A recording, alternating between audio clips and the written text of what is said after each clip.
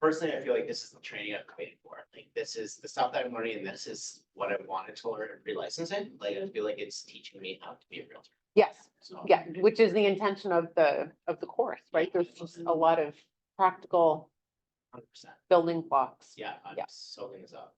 Okay, so what's been the best thing so far that you've learned? Uh, the session Laura leaded last Friday was great on lead generation. Mm-hmm. And just how to be involved and how important it is to just like every opportunity you have to get yourself out there in the community. I mean, I had heard that before, but it was really reinforced last week, different ways of doing that. So that was one of many things that Awesome, good. So we'll be building on that today, so it's good. Anybody else? Has there been anything that's really kind of stood out that has been like, oh, that was really helpful or really important info? I think for me, it's just that you have to be accountable to yourself. And Which can be hard. it's very hard. Yeah. Yeah. Showing up here is a way to be accountable to yourself. And even though some of it, like a lot of it's familiar to me, but it's just that push that I need. Yeah.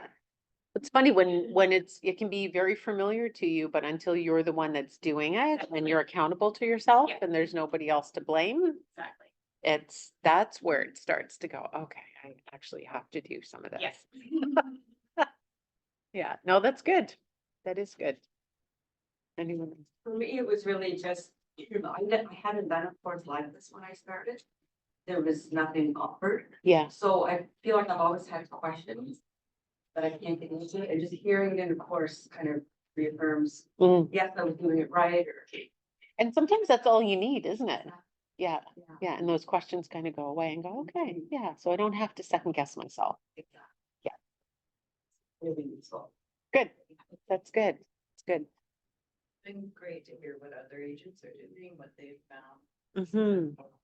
Or encouraged to put yourself out, out there more and. Yeah. Yep. Awesome. That's good. All right, I'll just check and see. Is anybody on? Oh, there are. All right, so for those of you online, if you can unmute yourself. And I am going to ask you to participate, like I'm going to ask the group in class, in person to participate. So what has been some of or your top item that has been like an aha for you through this course? So it's Cyril, Angela, Michelle, and Stace. So for me, it's been all about finding the method that you're most comfortable with. Like, they had a session where we talked about door knocking, and I know I never will. So my task, right? I am not door knocking. So my task is to find an alternative method that puts me out there. So I think that's what I like hearing from everybody. Does it a little bit different, yet everybody is authentic to who they are, right? Yeah. Just be who you are. So have you found one, Angela, that is in place, door knocking? Oh, yeah, well, for me, what I've been doing is I've got finally, my goal was to build my command database as fast as I could, just from people I've met over the years. So I got up to 250 people. Now my objective is every day I'm using the blueprint and I'm reaching out to 10 people. And what's happened is, number one, they're all thrilled about what I'm doing. Most people know my story, but I've had lunch now with 2 people that I have not seen in 40 years. Yeah. And it's fabulous. So I just want to pull on that thread a little bit, Angela, because sometimes when we're lead generating, going back to that lead generating thing, we're like, oh, I don't know. People aren't going to want to hear from me. They're going to think I'm trying to sell something. But were they excited to hear from you, or were they like, oh, I just want to hang up? I didn't have exactly right. That's me on the other end going, oh, I want to just hang up. But so building on that, I am working my lead gen with how I want to be approached. So the response has been phenomenal. And it has been heartwarming. At one point, I met one person and the hug was so hard, it was like I'd come home. And from that, I have two prospective buyers that are looking to buy, which I know everybody talks about listings, but I'm taking whatever, right? Oh, you take whatever you get, like I take Yeah. whatever goes my So way. Yeah, So I guess I would say that my method is the telephone.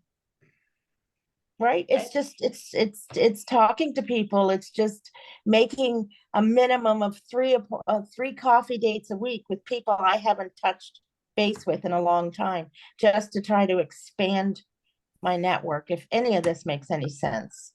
yeah, it does. You're doing what's called DTD2s. You guys Okay, talked good. about those yet? Is that when I drink too much? No, those are D52s. DTD2s are. Oh, You have to be careful. This is being recorded. So, but DTD2s, I can ask them to send it out to everybody in Ignite. It really is. So what it does is it breaks it down. So every week you have something to do and it helps keep you focused on who you're contacting, who you're connecting with. So every week you have 2 letters of the alphabet. There's 52 Right. weeks in the year, 26 letters in the alphabet. So you rotate through twice. So you call everybody at least twice a year. So we're going to get into some of that this today. But the DTD2s is, it does everything from calling to texting, social media. So it'll break it down for all, and then you can add that information into your command. And it's just Right. a really easy, simple way to keep it. But you're already doing that, Angela, which is awesome. Okay, good. Awesome. It's what I'm comfortable with. And I realize that there's so much to learn in real estate, just with systems and the whole process, that I'm not going to reinvent how I engage with people. Right? I've already got that. So I'm going to go with that. Yeah. And if you're ever wondering if there is something that you would like to do, there typically is. Somebody's already figured it out. Right. And KW is great for their acronyms. So they do a lot of R&D, rip off and duplicate. And if somebody's already figured it out, why would you recreate it? Right? That's what KWU is for. That's what Command is for. That's what these courses are for, is to share what people have tried to figure out, what works and what doesn't work. So yeah, if you're wondering about something, reach out and ask, because there typically is something that's available, or at least modifiable to make it so that it works really well for you. Anyone else online? What's been a good item that you've gotten out of this so far?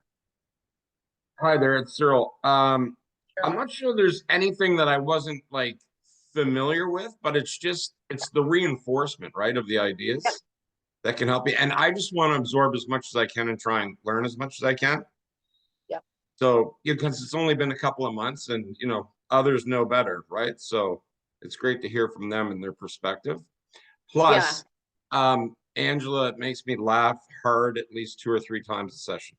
Yeah. I know. Yes. Yes. I know. I love her authenticity. And I think that's one of your wins with people, Angela, and building relationships, is just being authentic, right? You are who you are and people see what they get, and that's it. And they love it.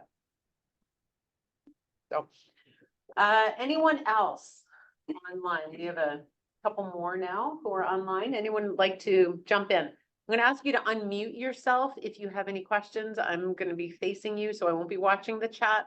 But if somebody in the room does see a question pop up, if you don't mind just highlighting it. But online, you can. Good morning, unmute Janice. yourself. Great. Good morning. It's Michelle from PEI. I work. Hello, Michelle from PEI. I work as the. I'm sorry. I'm going to PEI on Sunday. Oh, excellent. Are you coming over for Jack Frost? No, my family's from there. Oh, excellent. In Surrey, I bet. That's my husband's family. You are correct. Awesome. Yeah, mine's from Charlottetown. Okay. Yeah. I work as a administrator or with Wayne Higgins, who's the broker here in PEI. So I try to, real estate is a relatively new industry career. So I just have to stay on top of Wayne. So I find, Michelle, you have your work cut out for you. yeah. And I don't read minds well. However, I'm getting used to his ways quite a bit. So Yeah. I just find it very I find it great to hear all of everyone's best practices, things that work and things that don't work, and incorporating all of that into what I do on a daily, weekly basis. And Mhm. great to follow up. You know, he'll be off somewhere to do a showing or something, and I have to drag all the information out of him. So sometimes I like to be one step ahead of him. Yeah, good. That's Yep. awesome. Anyone else? No, we'll jump in. All right. So I know each of the sessions are supposed to be 3 hours. This one may be condensed to 2. Okay. Or less, we'll see. Because you've already done a lot about lead generating, right? You've already done a lot of conversation. So I find the further we get into Ignite, we're building on conversations that have already been had, sessions that you've already had someone else teaching. And sometimes in those sessions, you have additional conversations that happen. So we'll see where we go. If we've already discussed something, it's going to be a short, if you've already discussed something, it'll be a short part of the session. But otherwise we are going to talk about, well, just one second. To keep every lead. So every lead is something, our business is built on leads. And where you get those leads will determine how you're running your business. And they can literally come from anywhere, but they will, as you will go through your book, it is going to be, the session is going to be on lead follow-up. And what does that look like? And how do we do that well? Generating a lead can be an immediate thing, or it can be something that you invest into, and it may take up to 10 years before you can actually convert a lead. It can take a very long time, especially if there's someone that you've met at an open house and there's somebody who is, I'm just looking, and they just look for years.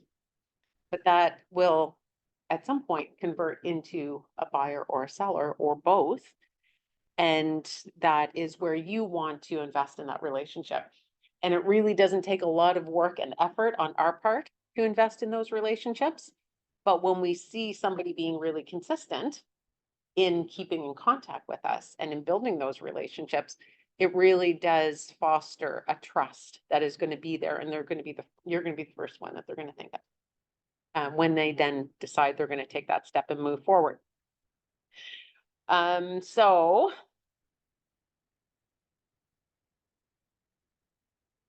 there we go. So lead follow-up. So this is where we are now.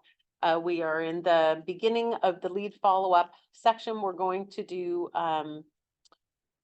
section 10, 11, and 12 today. So we're going to try to condense it all, because it all really does build one on top of the other, and it really does flow.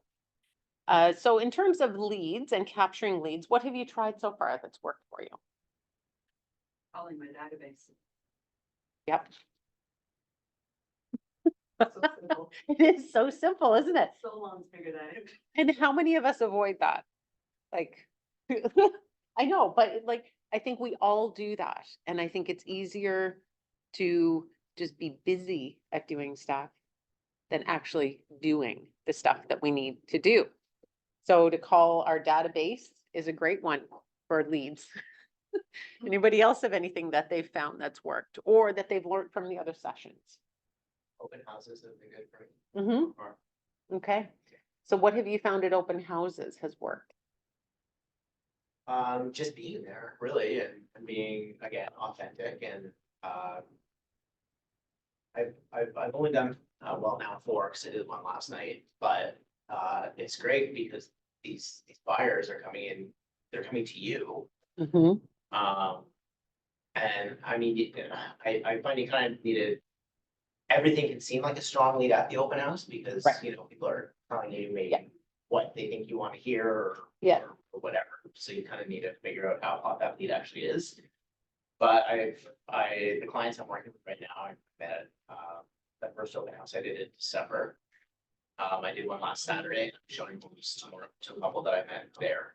So just, doing more than just showing them through the house, asking them questions Mm-hmm. has been good, finding out where they are and qualify the lead. And following up. Okay. Yeah. Okay, good. So not just the lead, but the follow-up. Yeah. Good.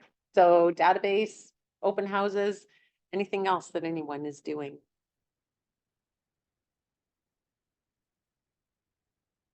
Or that you've learned about that maybe you want to try? Because off that, what are the challenges that we get when we're trying to do lead follow-up? Probably what's the biggest challenge that you would think that you have? Get started. Yeah, yourself. Oh. Right, like it really is, it's getting out of our own head and just doing it. Because once we start to do it, we realize, oh, it's really not that bad, right? Like Angela, the people that you connected with after 40 years, 2 of them, and they were excited to hear from you, right? That really is a lot of our biggest holdback is ourselves.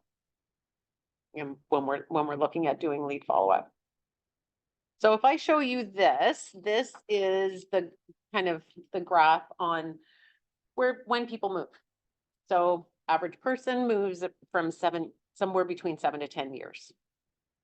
So if I was to give you a lead on the front part of the move, would you consider that a good lead, a bad lead, half decent lead?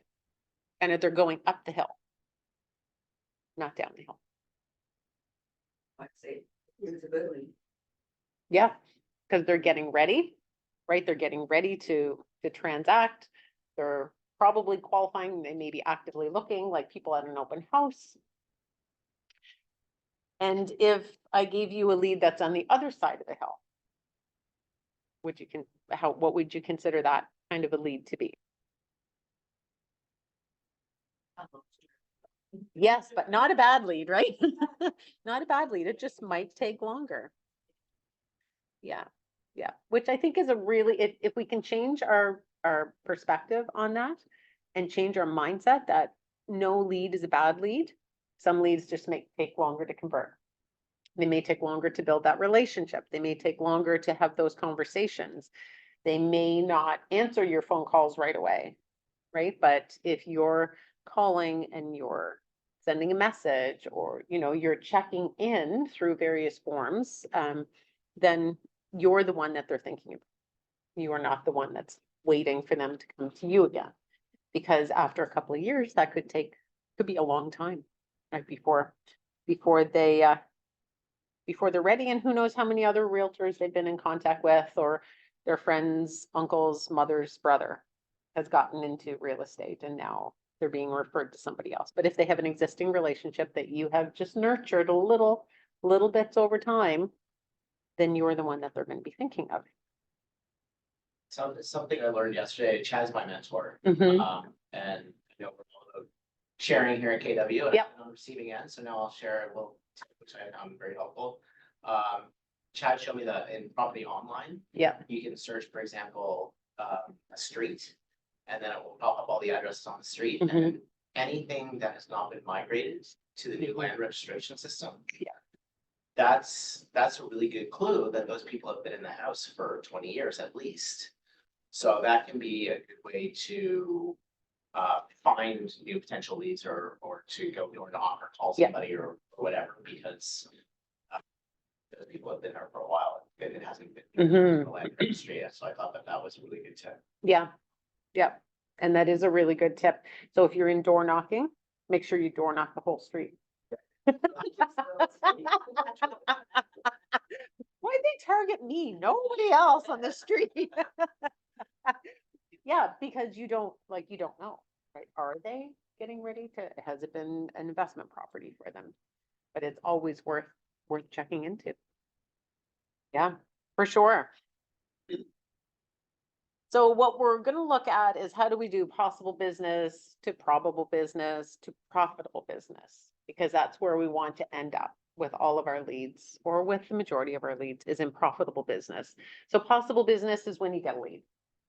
Right, so you get your lead, whether it's from door knocking, phone calls, open houses. It can be maybe a social group you're part of. It could be at the grocery store. Like if you talk to Jerry Murphy, he goes to the grocery store twice a day.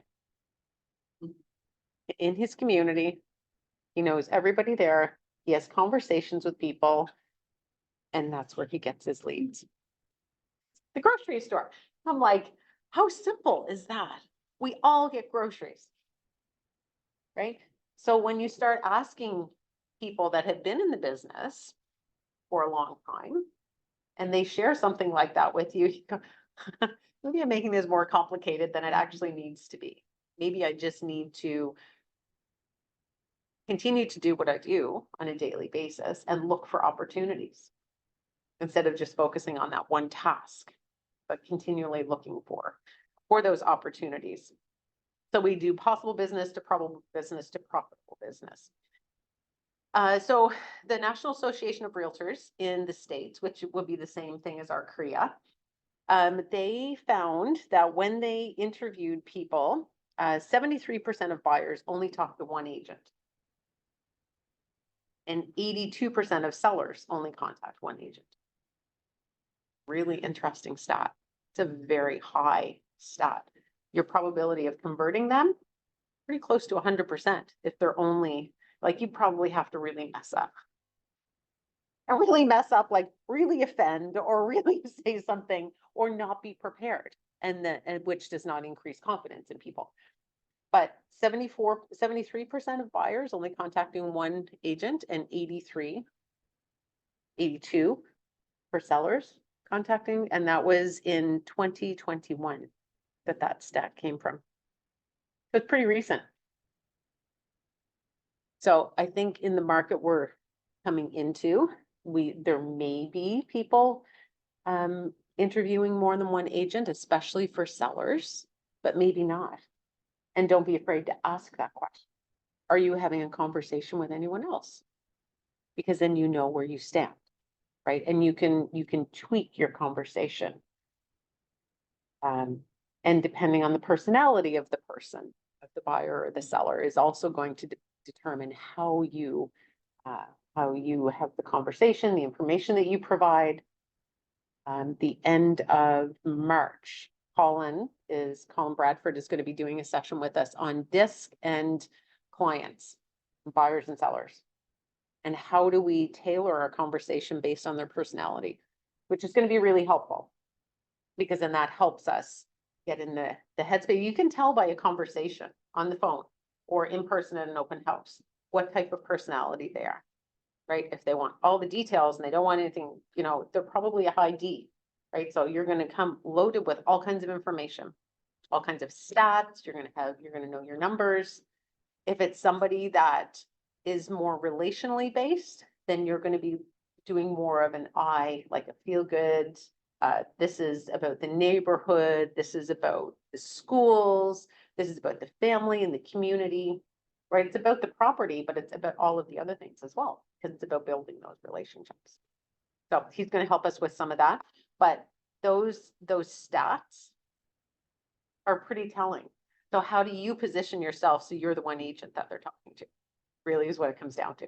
So how do you do your lead gen? How do you do your contacts and your leads so that you become that one agent for 73% of the buyers and 82% of the sellers? Then you've got a really good, solid foundation for building your business.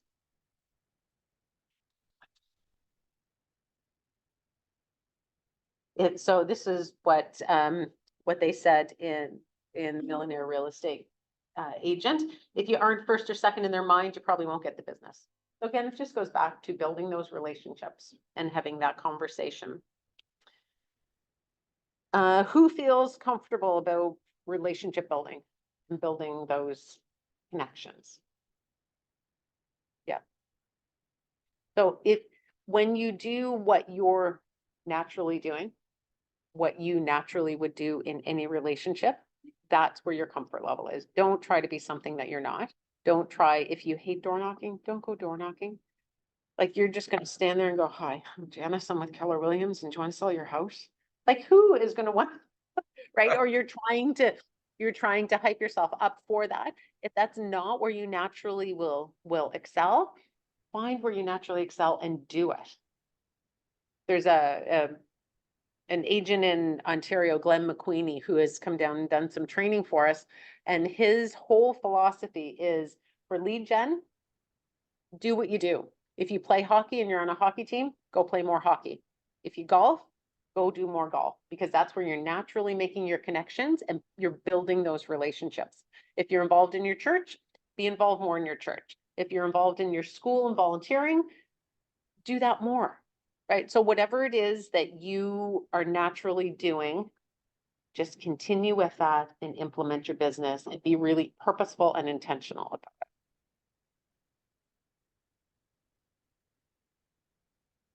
So this is part of Command. And what we're going to talk about is 19 to connect in terms of the leads. And we started chatting about it a little bit, but the intent of this is to spread it over one whole calendar year, so that, because it looks like a lot, but when you spread it over a calendar year, it's not a lot.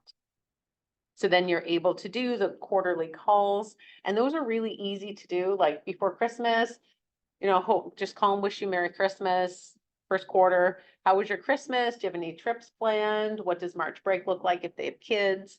In the summer, you know, you talk about the summer. What, they have any trips planned? What are you doing for excitement this summer? And then in the fall, again, right? So it's figuring out what are you going to ask before you make those phone calls. And for me, I will have a little conversation with myself. And I do that when I'm going to a listing appointment. I do that when I'm doing a buyer's appointment. And I will talk, like I'll do their rejections or their pushbacks, or so that I feel like I'm prepared and I'm mentally, and I'm in that conversation already with them before I even arrive. So if you have those conversations, okay, so this is what I'm gonna say, and I say it out loud, then it makes a huge difference for me. And that's just the way I know that works for me. So figure out what works for you if you need to write it down and you have a script. For me, all the script is, hi Laura, how are you today? Thanks, how are you? Good, good. How's your day been? That's good. So what's on schedule for you today? Just a little bit of work. Yeah, A little bit of work. yeah. You? That's good. That's good. Yeah, same for me. Same for me. So what kind of work is it that you do? Well, I sell real estate. Oh, so it's just like, that's my script, right? I just engaged her and I found out, you know, I can tell by her demeanor what kind of person she is, what her personality is. She told me what she does. Does she tend to be more positive or negative? Like, so I found out a whole bunch about you just within that first minute. And that's my script, right? So whatever your script is, you're already doing it, right? So don't try to recreate something that isn't your natural default. So work with what you naturally do. So that is one of the big things when you're doing some of those phone calls. So if you can do that, a lot of people do monthly emails, market reports. We're seeing more people do videos, quick little videos on social media. So if you're comfortable with that, you can certainly incorporate that. 2 touches, so that would be things like promotional direct mail. If you do a calendar at Christmas with a Christmas card, that would be a similar thing. Printed market report. Another thing that you can do is birthday cards, anniversary cards, thinking of you cards. Those are direct mail as well. I find those work really well. People don't, other than bills and sale flyers, we don't get a lot of mail. So a lot of people get excited when they see something come in just for them. 1 touch, so an annual event.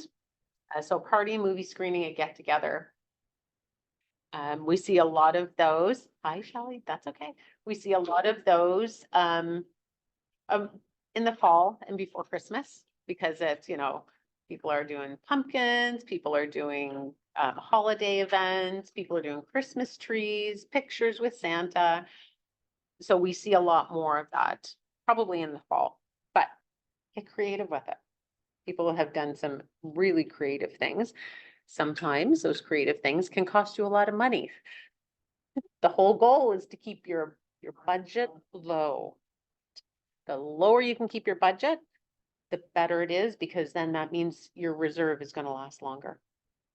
Right, so the whole thing is making wise business decisions, wise financial decisions, so you're not spending everything before you make it. Any questions so far? No? Okay.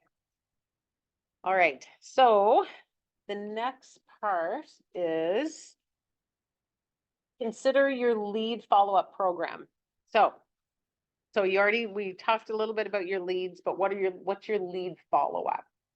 So where do you know you excel in this? Have you kind of sat down and thought, how do I do that? Like, I know you talked about your sphere of influence, right? Like your database.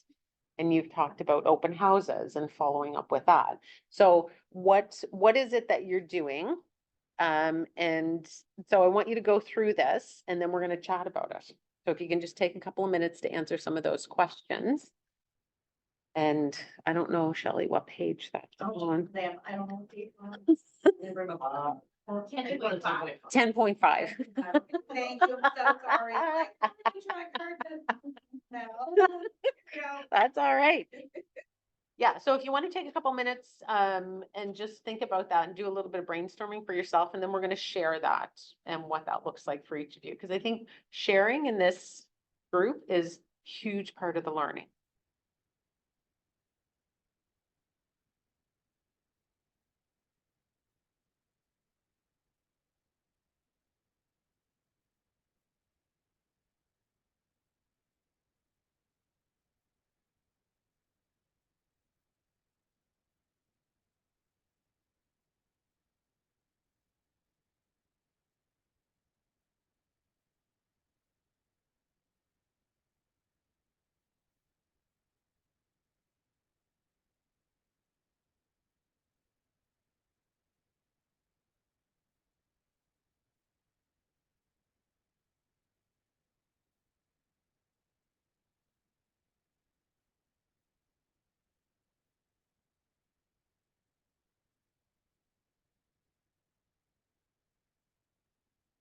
Right, and the first question was, how can I adapt the touches of my I don't understand that. Sorry, maybe I'm like. 19 to connect right there. Oh, okay. Yeah.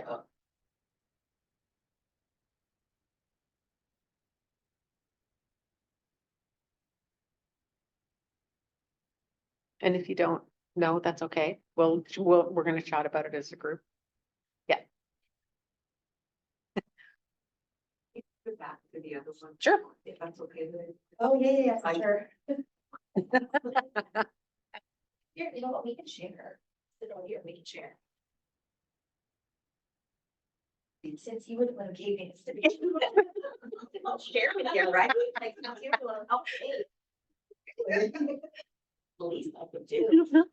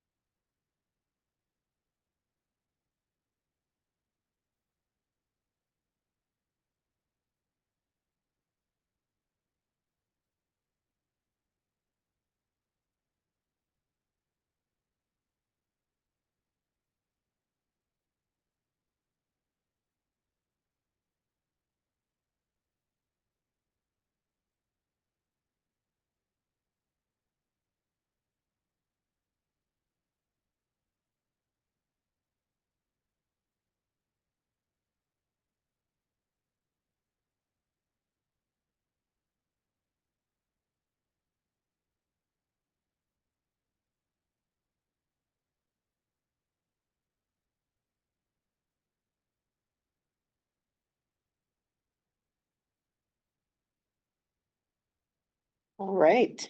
So who wants to share the answer to the first question? And again, online, if you can unmute yourself and join in as well, that'd be lovely. What are my strengths when working with people, and how can I adapt the touches of 19 to connect to represent me?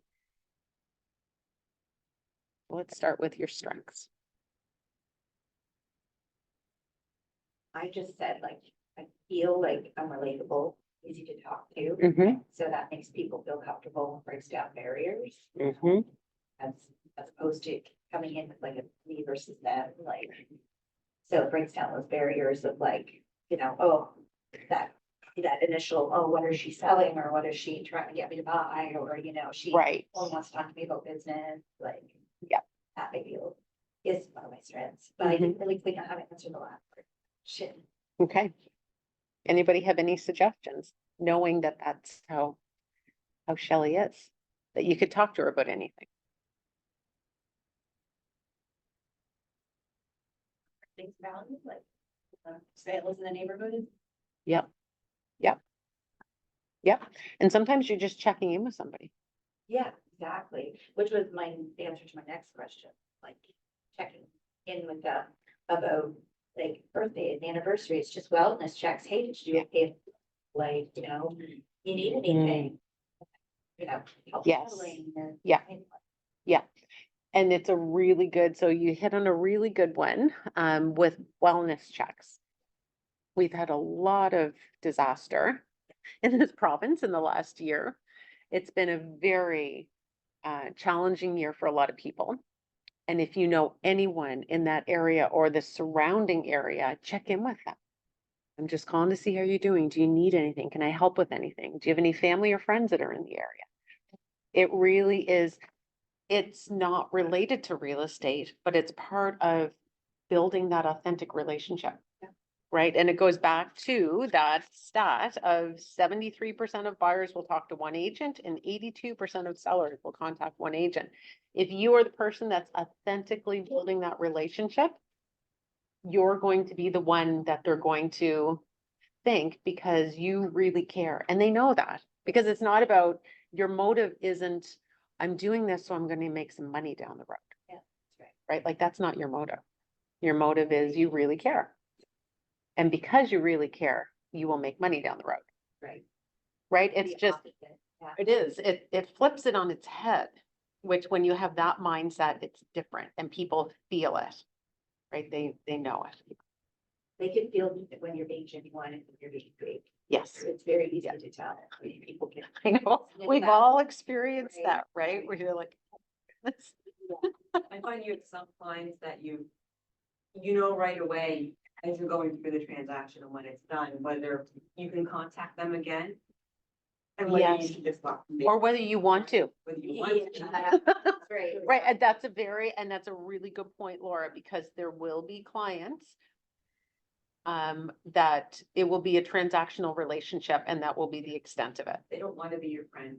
No, and you don't want to hire them, that you want to fire them, Yeah. right? And there are situations where it becomes very difficult and very stressful, and for your health and your the whole part, like that whole part of your business, sometimes the best choice is to say, you know what, there's somebody, this person, I think you would be really well suited and you would work really well with them. Right? So sometimes that there are clients that you will gently refer them off to somebody else. Yeah. Anyone else? What about your strengths when working with people? Or do you have anything that- Cyril here. I think one of my strengths is how comfortable I am talking to people about pretty much anything. Mhm. I'm also very fortunate where I have a very wide connection base too, especially here Yep. in Halifax. Like, for instance, we'll go to Costco and my wife will say, how can you have 10 conversations with people while we're there? You know what I mean? So I think that helps. And then with that, I just look for possibly an opening and then let them know what it is that I'm doing, or oftentimes people will ask me what I'm doing now. So Right, That's right. one of So the Cheryl, things. you're not on TV anymore. What are you doing? Yeah, exactly. Right? Yeah, so it is. And sometimes that's just a natural segue then for you to share what you're doing. Yep. Great. Absolutely. Anyone else? It's just being genuinely interested in what other people are doing, Mm-hmm. having these conversations, and they will naturally ask. And if you're asking about them, they will ask, well, what are you up to, or what's going on with you? So, Right. but it's just being genuine, you know, Mhm. and being a good listener and to Yes. Yep. those conversations going and. Yeah. Yeah, I think that's a really good point is listening. People often say a lot without using words. So if you can listen to what they're actually saying without saying it, and you're asking a question maybe related to that, or you're commenting on something that's related to that, or you're providing information that you have a sense that they're asking for, but they're not actually putting that in words, then you're providing value and you're answering the question before it's actually asked, which is great. 2 ears, 1 mouth. Make use of the both of them, right? Like it really does help. Anyone else for that part?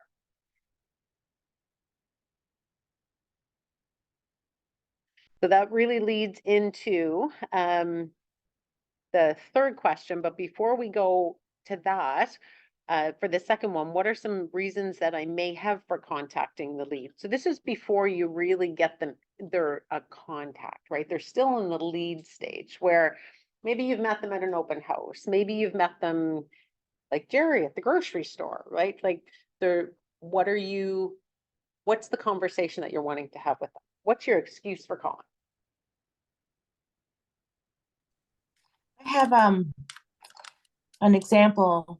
I'm not sure if it fits into this exactly, but I have a lead, and the lead is down the road for having to place their mom and dad in assisted living, Okay. which, you know, when you reach that point in life, it's a challenge. It's hard. It's heartbreaking. It's so many emotions. So there's no real strategy for them right now. They're exploring options of the homes and whatever. But I have a mom who's 91, and we're also looking at the same situation.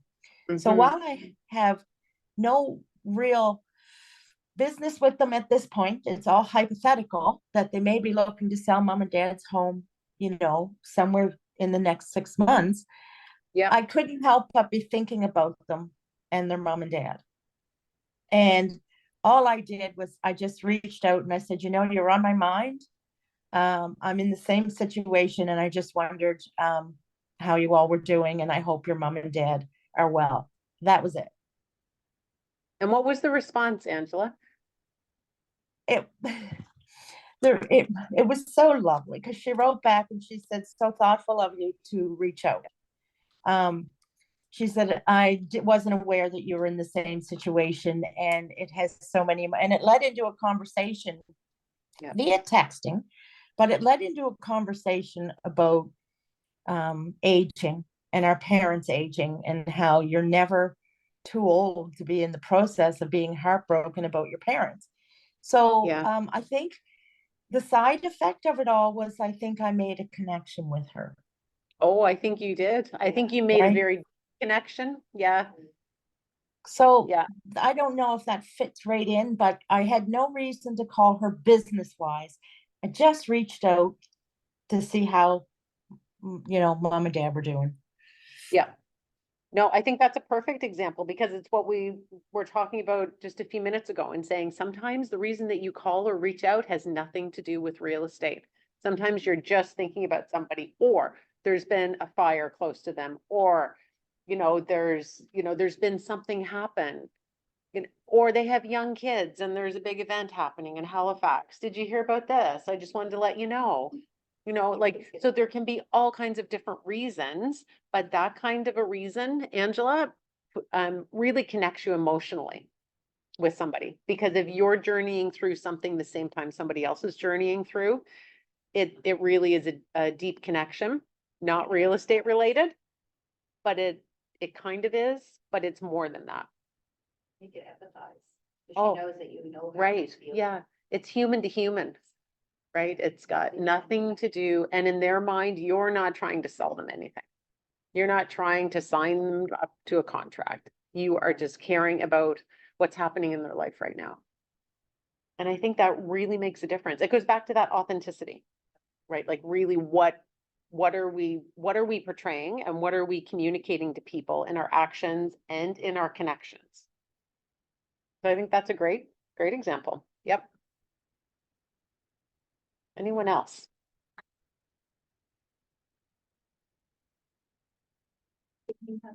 Yeah, yeah, going back to open houses, Mhm. because that's what I've gotten a lot of my leads. I take a lot of notes in open houses now when I'm chatting to people because. People Good will tell idea. you- Yeah. People will tell you, their budget, their priorities, their wants and needs, and. If you're meeting a number of people in a condensed period of time, you might think you're gonna recall it all, but you really don't. You come home and you're like, holy shit, so. Who was that? Yeah, Exactly. yeah. So I started taking as detailed of notes as I it's a can. good idea. A lot of Mhm. people, when I'm chatting with them at open houses, will have questions, whether it's about that property or something in general. So that's Mhm. something that I always make a note of as well, is something that they're curious about, they don't have an answer to, because that's a really good segue into a follow-up. Yes, yeah, exactly. And then you're providing the answer to that question. Yeah, Exactly. Call and let you know and answer it. Yeah. Shows that you're caring. So what they wanted, you're not calling for another, you're calling to like give them something that they wanted, right? Yes, yeah, that they've asked for. Yeah. And sometimes it's information that we have no idea about. And sometimes we feel like, oh, I should know the answer to that, but you don't. But they know if you don't. So don't try to make it up. Please don't try to make it up. No, people. People value know. that When they They- say. yeah. When you say, honestly, I'm not sure, but let me find out for you. Yeah. They care about Yeah, that. or I think I know the answer to that, but I don't want to give you the wrong information. Yeah. Right, so let me check on that and I'll get back to you. Which people, because if you're doing that and you don't really have a relationship with them, how much more are you gonna do that when you're building a relationship with them? And they know, again, it goes back to authenticity. Yeah. Great example, thank you. So in the conversations that we're having, are you asking for referrals?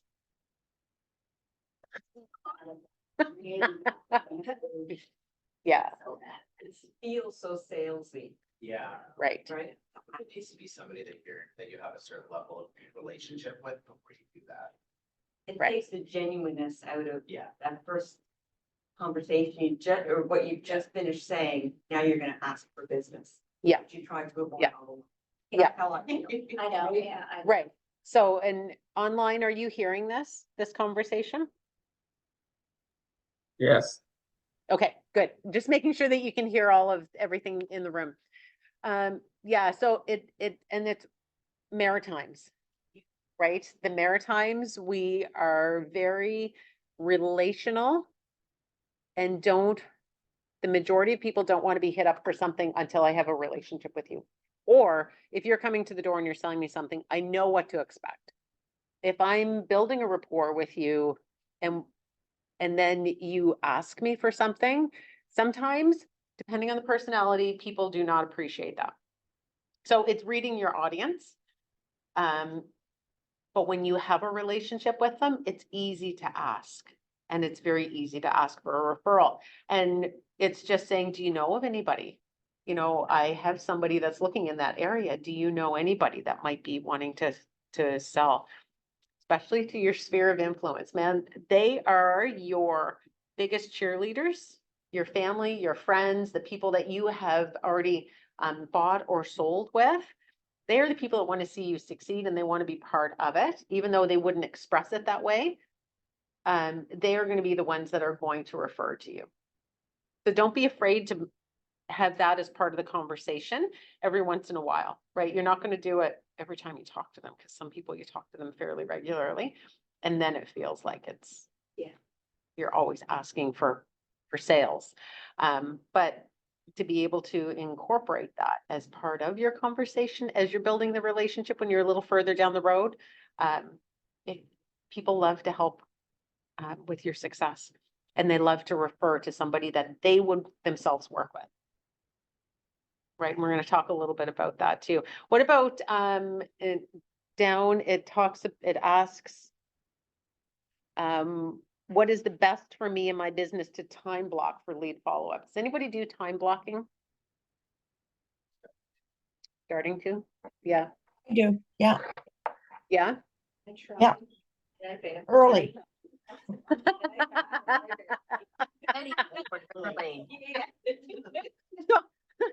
Shelley and James are like, try and I fail, and I try and I fail, and I try and I fail, but you're trying, right? Look, it's failing forward, right? And if you fail forward, you're still ahead. You're still making progress. So anything that you do to get yourself ahead or to make yourself better or to advance something is never a failure. It's okay, it didn't work that time. I'm going to try it again. I'm going to try something different. So what time of day do you time block? Usually it's about Mornings, afternoons? That's it, but like, again, I'm sorry, keep going back to open houses. No, that's okay. I- Because if it works for you, then that's, Yeah. Don't that's all I apologize have. for it, yeah. A lot of experience. I have the most experience I have. You can be running this well. I try and follow up as soon as possible after an open house. But I kind of gauge that as well. Like if somebody has had a question that I Mhm. have found an answer to, I'll follow up as soon as I can. However, if it's just a simple follow-up, say thank you for coming to the open house, sometimes I'll wait till the next day, just so it's not like falling down people's necks. So, yeah, that's. Yep. Okay. Angela, when do you do your time blocking? Right now, no, 10 to 12. 10 to 12? Okay, so Yeah. we're interrupting your time blocking. Yeah, I'm getting no lead gen, so your next commission check is mine.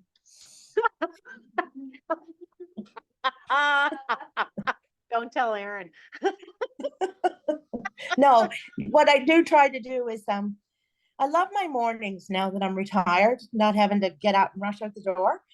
So what Yep. I realized was I started out by doing it like between 8 and 10, get up, get into it. And then I realized I missed the just sitting back, having my cup of coffee. And Yep. so I pushed it ahead and I found that I'm more consistent by having pushed it ahead and let myself kind of linger a little bit. But I don't want to push it ahead too far because I'll find 100 things else to do, right?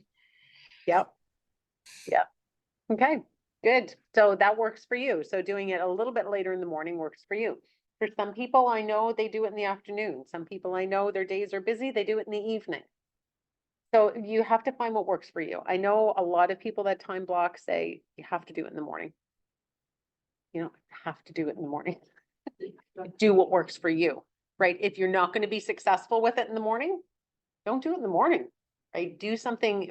And the beauty of this business is you adapt it to your personality, to your learning style, to your communication style, to your interacting style. That's where you're going to have the most success. Be authentic, be who you are. Don't try to change that. Don't try to make yourself into something that you're not. Because at some point you're going to regret it and you're going to go, oh, I really don't like doing this because this is not me. This is not authentic. You won't continue to do stuff that No, frustrated. no, you won't. You It won't. depends on what your thing is. If you're playing hockey, then your time blocking lead gen is going to be during your hockey game. Yeah, it is. Remember, you don't have to try to do something in the morning, like you Yeah. said, it's depends how you do it. Yeah, for some people, lead gen, they're down at the coffee shop. Right, and that's their lead gen. Talk to people. Yeah, exactly. It doesn't have to be sitting there with your dialer or your phone. Right, that doesn't have to be it. Okay, And how much time should I take to reach out to a lead? And what will I do to myself, to hold myself accountable?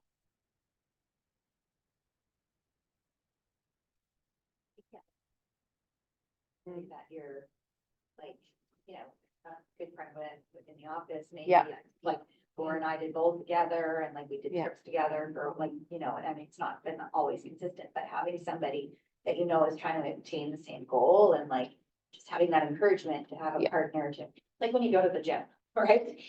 You don't have somebody that is like, oh, if I don't go, I'm gonna let her down, or if I, do you know what I mean? I Like, do. unless of course you're somebody that has that real like crazy drive for a specific thing, but Yeah. most people need somebody else in the sphere of holding accountable. Hmm. You don't feel like you're letting somebody else down. Yeah, no, it's good. Good point. Anyone else? The vision board this year to try to like my personal goals. and Oh, my that's a good business idea. goals, and I Yeah. Put it on a big piece of Bristol board, so it's right in front of my desk, and so when I sit down, I know what my why is. Mm, So it's trying to help me to push myself. that's a really good idea. And it's right in front of you all the Yeah, time. And I actually, I like checking boxes, so I put check boxes on the chart, so. I that love checking like- boxes. Or crossing some off a list, yes. I like things to list, just so I can check it off. I know I've seen people make a list. Okay. But I even do things like I added like date nights on it with my husband. So, and I made spots where I write Yeah. down the dates of what we do and where we go so that I can look at it and say, okay, we've gone to dinner twice this year. So we're, you know, and then Yeah. hopefully if I can work on those personal things, then it's gonna push me hopefully in the business side of things to make the money so I can pay for the. That's a good way to hold yourself accountable though, right? Like with the vision board. Yeah. Because we don't want to disappoint the people around us, but we also don't want to disappoint ourselves. Yeah. And when you have something visual in front of you, especially if you're a visual person, then that's really helpful. Because we all know what we want to accomplish or what our goals are. And And I put like a picture of a vacation that we had planned it, so it Yeah. just reminds me, okay, you gotta do this if Yeah. you want this. no, that's a really good idea. Yep. Yeah. Who's going to do a vision board now? I'm gonna get the board right now. Yeah. There you go. Staying here, we should all come in and. help create. That would be a really fun event, wouldn't it? Would be a fun thing. Yeah. Everybody can. Probably find old magazines, do the old fashioned way. Real, yeah, real Glue, good scissors. stuff, glue, scissors. Ah. That's what I did, I printed off pictures of. Can you email the education committee? Yeah. Because I think that's a really fun thing. And it's a really engaging thing to be able to do. Yeah, for sure. You're on the education. I printed off, so I joined it too. What's that? I said I joined the education. You did. Yep. Perfect. for Yep. the next meeting. Yep. Yep. Yeah, because I think that's a great idea. So ideas like this where we're encouraging each other. So we're kind of holding each other loosely accountable, but we're doing it together. And when shared goals are met, we celebrate those with each other. And it's just, we're encouraging each other for more and more success. And I love that. And I love that about KW, is that it really is people wanting to share, like what works and what doesn't work. It always feels like shared success at KW. Yeah. To me, there's no like me success. Mm. It always seems to be a shared thing and I love that. Yeah. Like it's just, everybody's happy for everybody else. There's no like pettiness, you know? We're all here. Exactly, Yeah. that's right. We're volunteer and we're happy for our Yeah. coworkers, we're happy for our colleagues. And it really is, and I know I've used this word several times this morning, but it's really authentic excitement for people when they achieve success.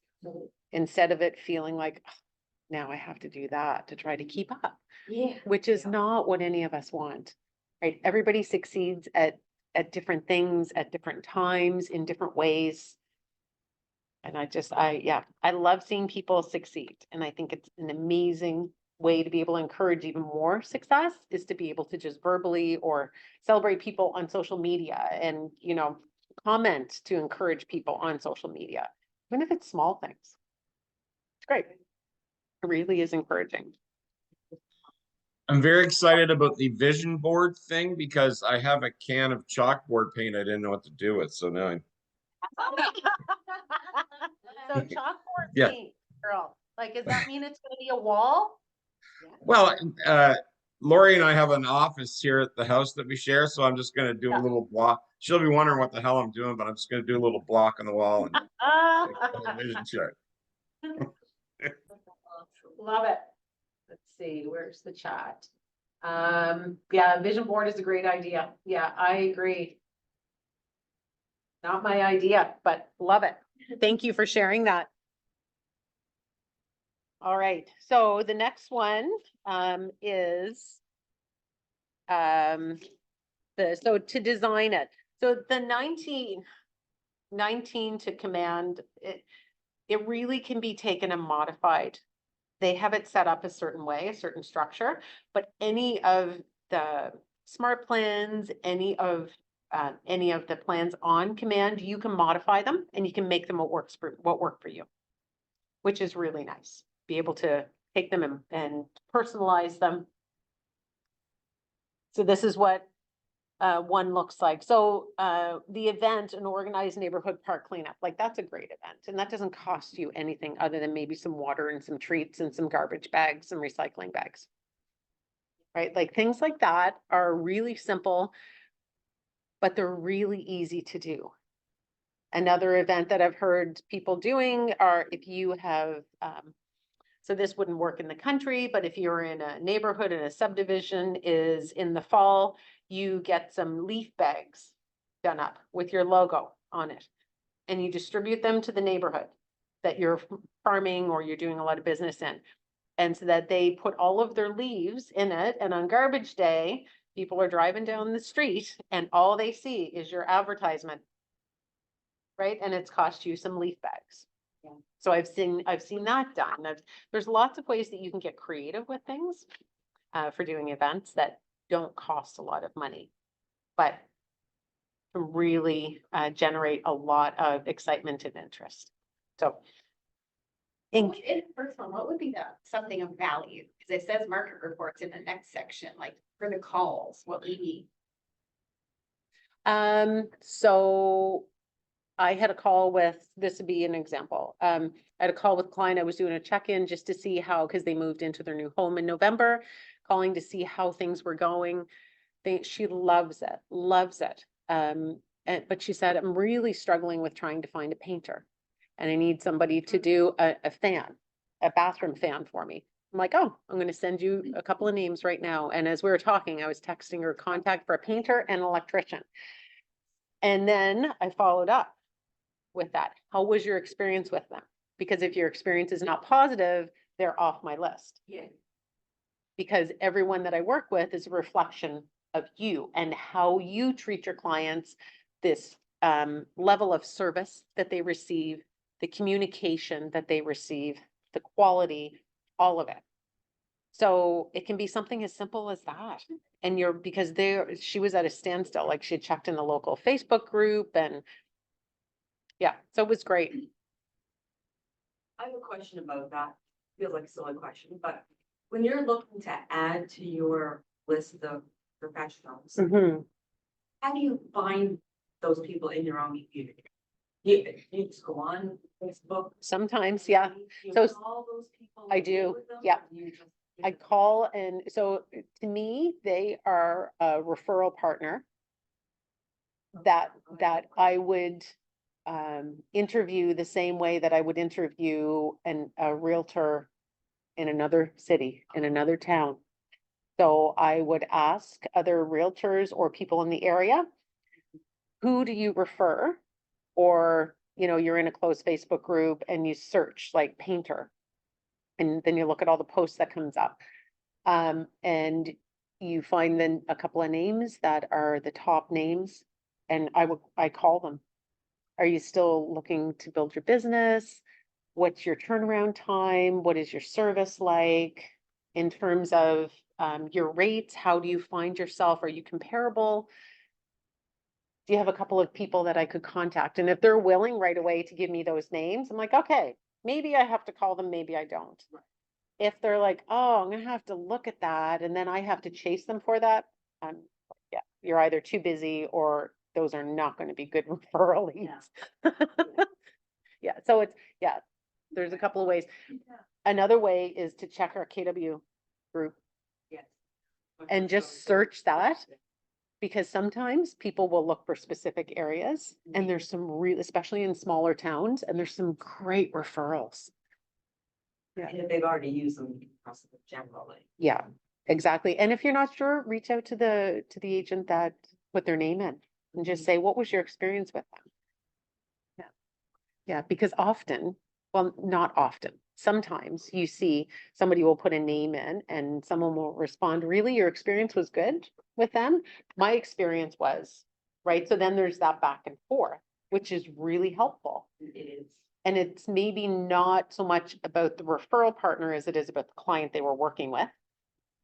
Right? So sometimes if it's like a one-off, sometimes that can be a negative experience too, that, and you don't want to eliminate somebody if they're a good referral partner based on one client. Yeah, if they were a difficult client, yeah. Yeah. Any other questions or comments?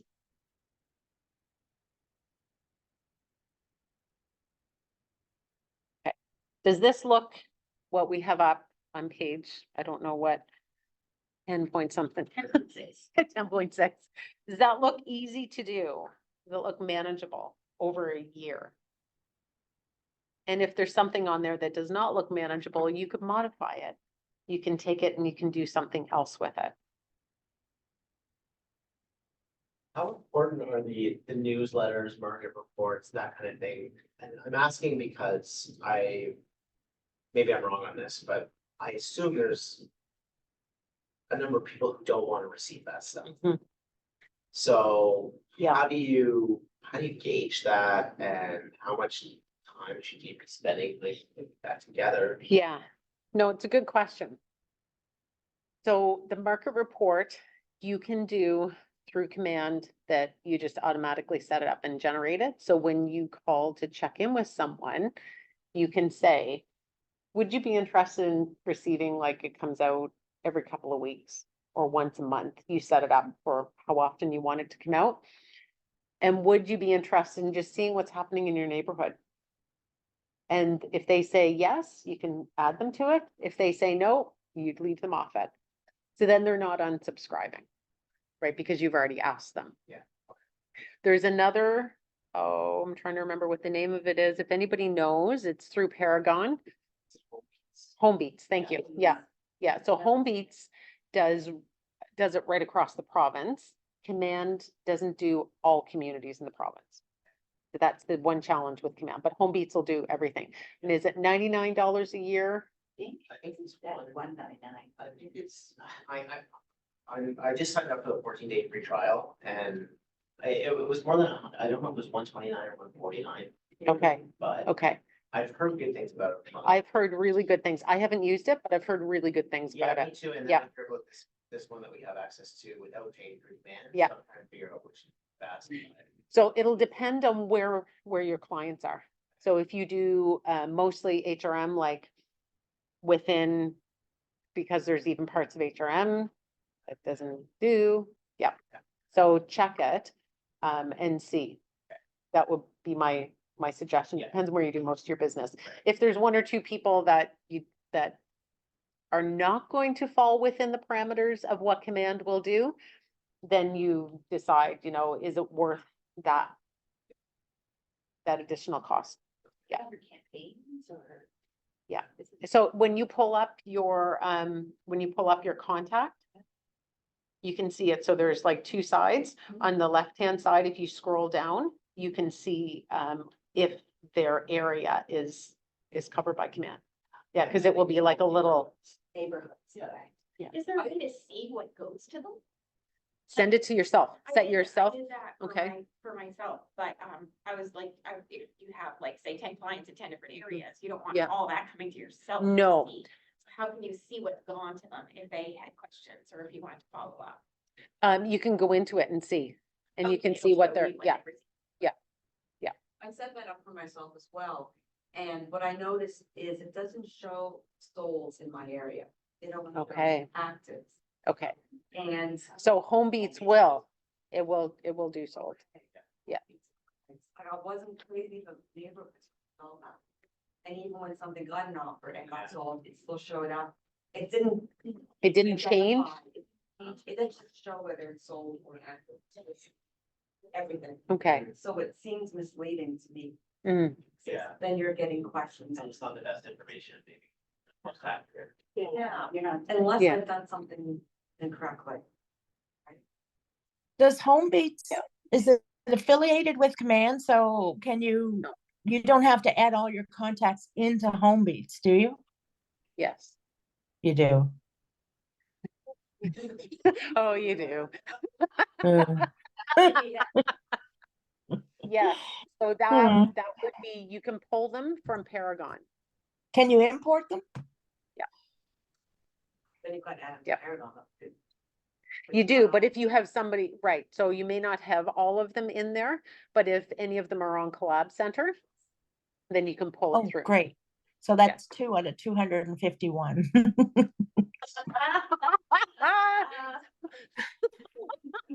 down. So so I will call NSAR and ask them, because I don't know how to import them, but there has to Okay. be an easy way to import them. There has to be, right? Okay, I will. Thanks. Yeah, don't try to do it all manually if you can do it No. a simpler way. Yeah.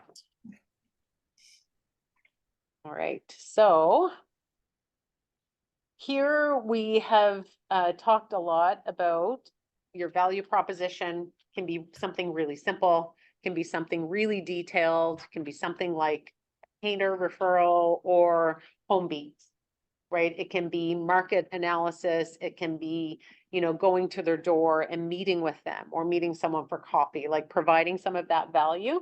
The personal communication, always, always, always try to get that personal communication in. Personal communication, in my opinion, is probably one of the most important things you can do in this job, is having a personal connection with someone. That's where you build your trust, where you deepen your relationship. It's where you find out about them, about their hopes, their dreams. You guys have talked a lot about Ford so far. Have you know about Ford, right? Family, occupation,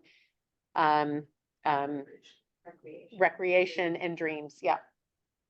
Yeah. So you find out a lot about that. Add all of that, those conversations into your command, right? So that because when you're dealing with 500, 600, 700, 1,500 clients, you want to remember the dog's name, right? You want to remember that Jimmy got a hockey award last year and they're moving to wherever, right? Like you want to remember some of these things, and it's really difficult to remember it for the majority of us. It's really difficult to remember all of those conversations if you're having multiple conversations a week. Okay. And then stats and data. If you're a stats person, this one's really easy for you. If you're not a stats and data person, Home Beats or Command are going to be your best friend, right? And they're going to be really helpful for you because they do the work and you don't have to recreate it.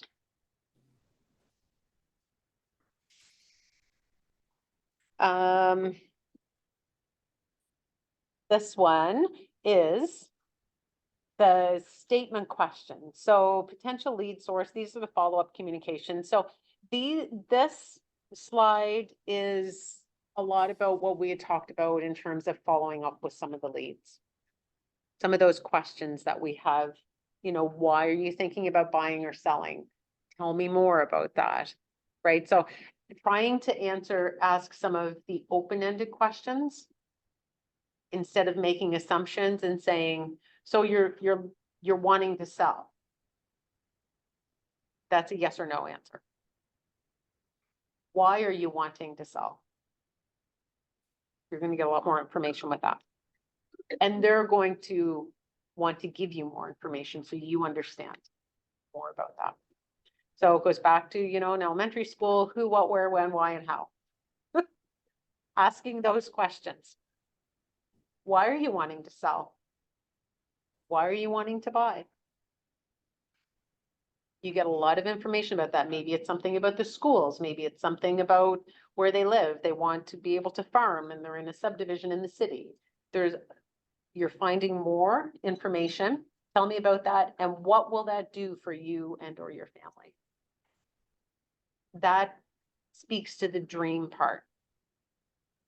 That speaks to the part about what is their recreation.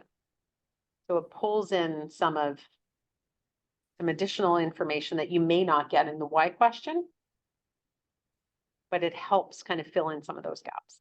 Helps you create a fuller picture of maybe what they're looking for that they haven't been able to express in words yet. Maybe they don't really know what they're looking for, but you're able to say to them, have you considered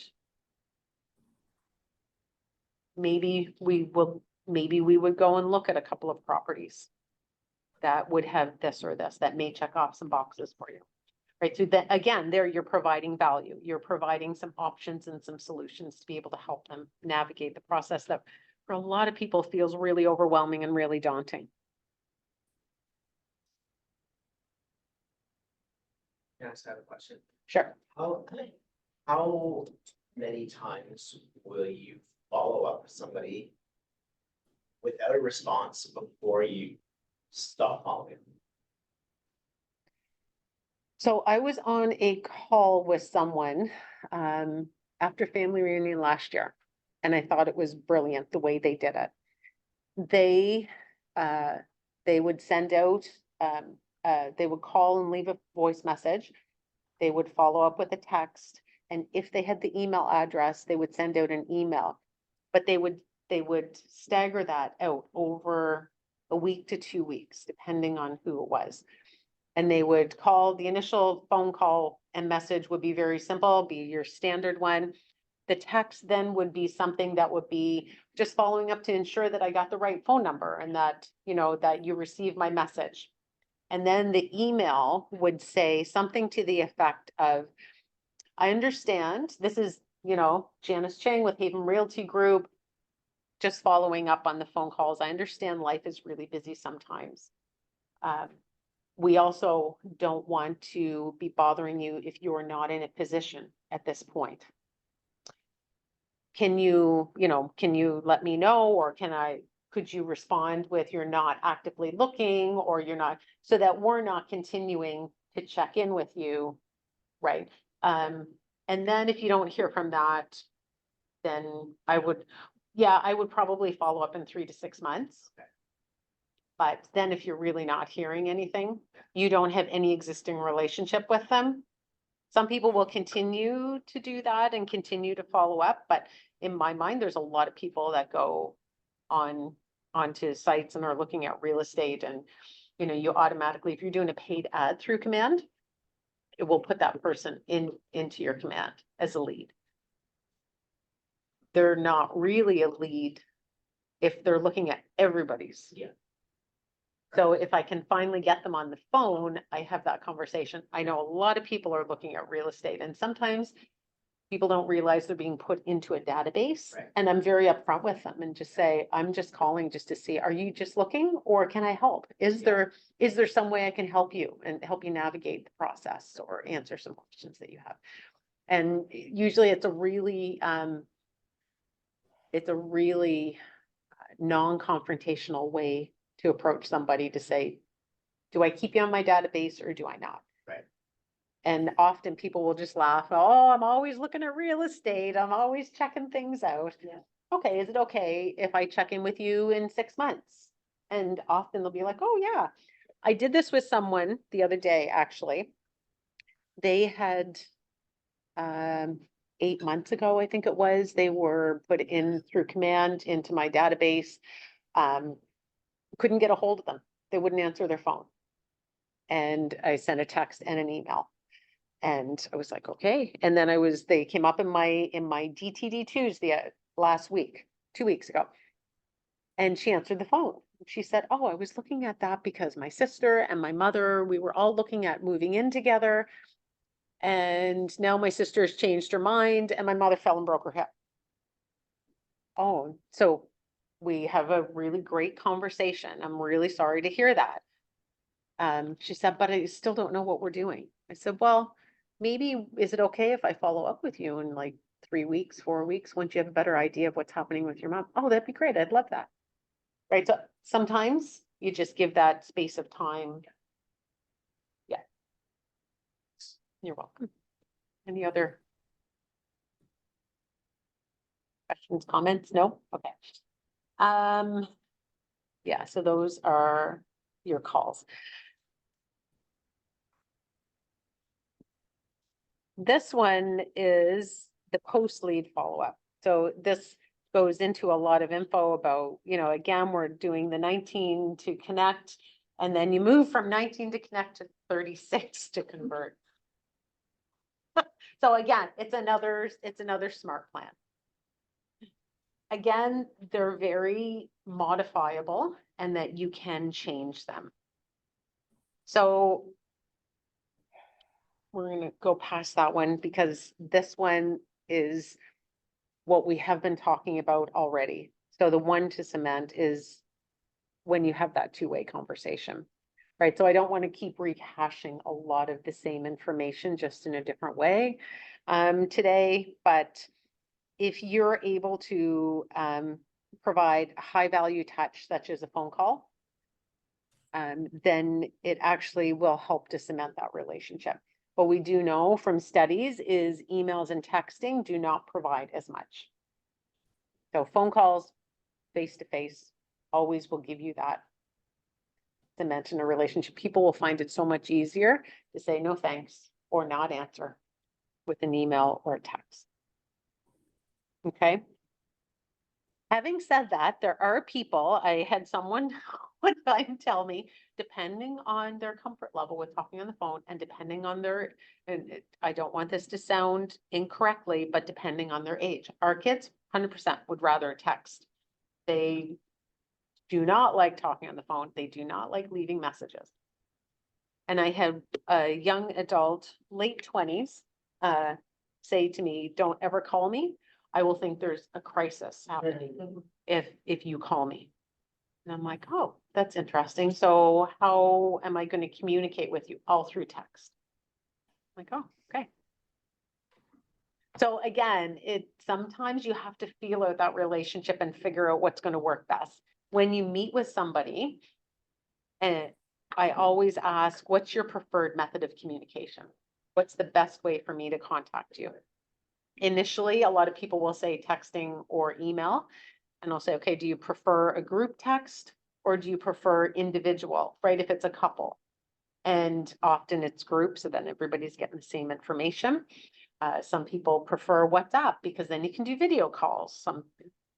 So it really depends, right? So trying to figure out what works for them, because when you cater to the way they communicate the best, they're going to actually engage more. You have a higher success rate of engaging. So first we say phone call or in person, and then we say, right? So it can be a little tricky. Sometimes we know statistically phone call and in person gets higher success rate, but we also need to make sure that we are engaging with them in their preferred method once we have that initial contact. Okay, because then you can start building that relationship.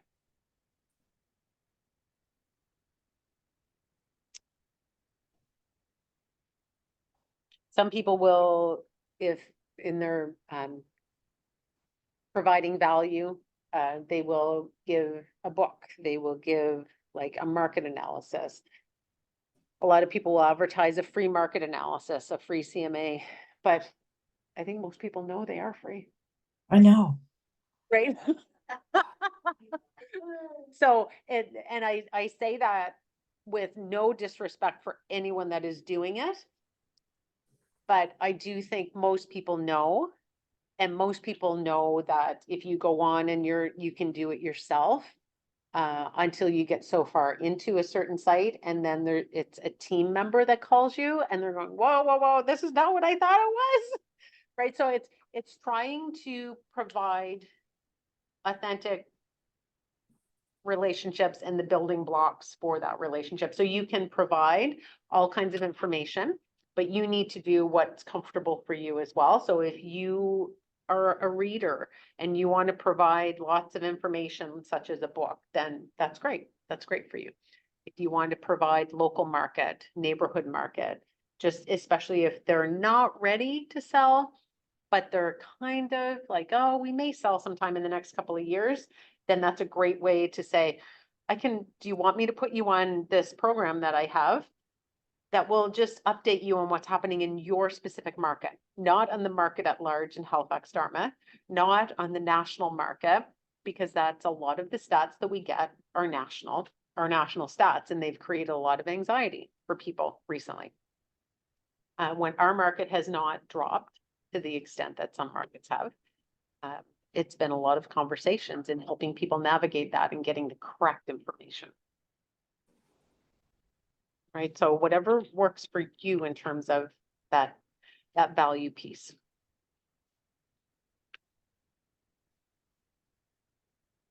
All right, so following up with leads, I feel like we've talked a lot about this.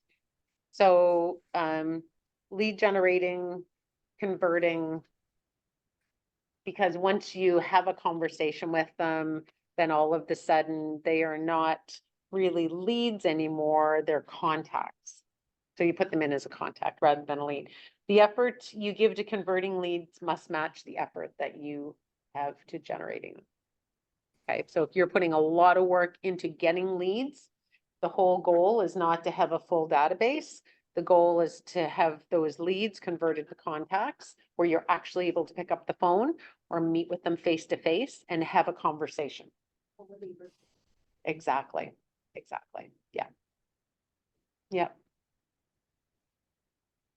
For sure. That makes sense to everyone? So converting a lead to an appointment is a process, and sometimes it happens right away. Sometimes it doesn't. Sometimes it takes a lot of time. Just takes a little bit of nurturing, a little bit of connecting, that you're still there. You're not going anywhere. I'm here if you have any questions. You know, there's people that I meet for coffee just to talk, but they've told me they're selling or they're buying in the next 6 months, and 2 years later, we're still meeting. That's okay. This is now turned into a relationship instead of a transactional thing. Now they've referred me to somebody. I haven't transacted with them. I haven't sold or bought anything with them, but they've referred somebody to me because we've built those layers of trust. Right. So sometimes it's the outlying part as well that we forget about. So it's that one contact that we may have, but that one contact is going to refer you to somebody. Once they trust you, they're going to refer you to their family. They're going to refer you to a friend, their neighbor, whoever it might be. Okay.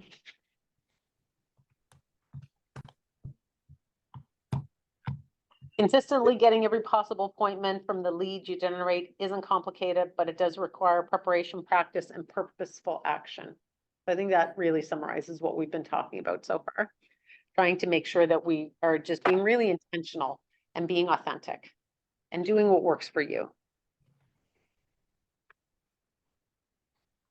If anybody has any comments or questions as we go through things, please just jump in. So here we go.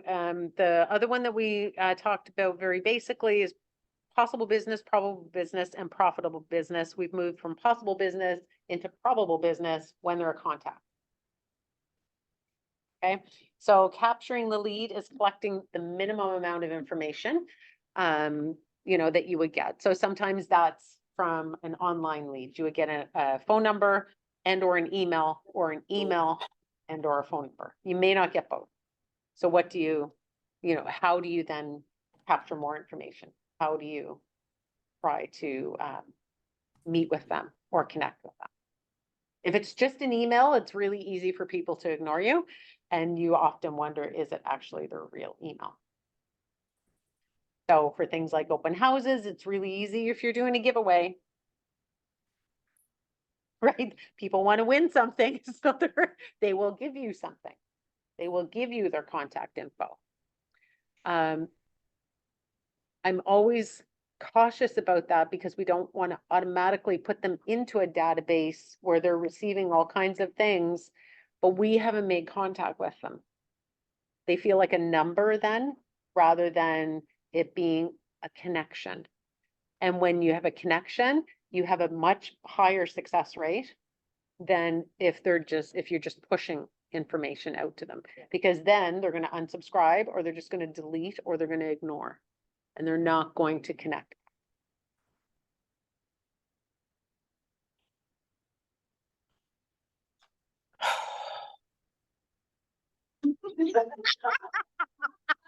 That was a really big sigh. I'm not sure who did that.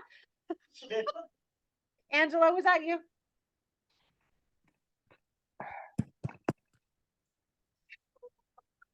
Oops, I'm not on mute. Usually you're on mute, but you're not. Oh yeah, it was me. I'm sitting here and I'm trying to maneuver through a KW Select site and I'm like, oh, I'm such an idiot with computers. And I thought I was so good at it.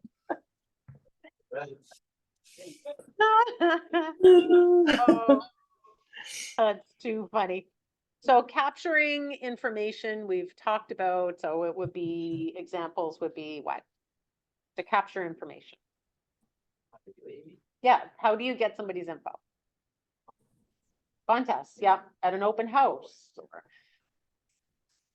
online, like you'll often see realtors, like, share and comment, and Yeah. your name gets put into a draw for whatever it might be. Capturing info.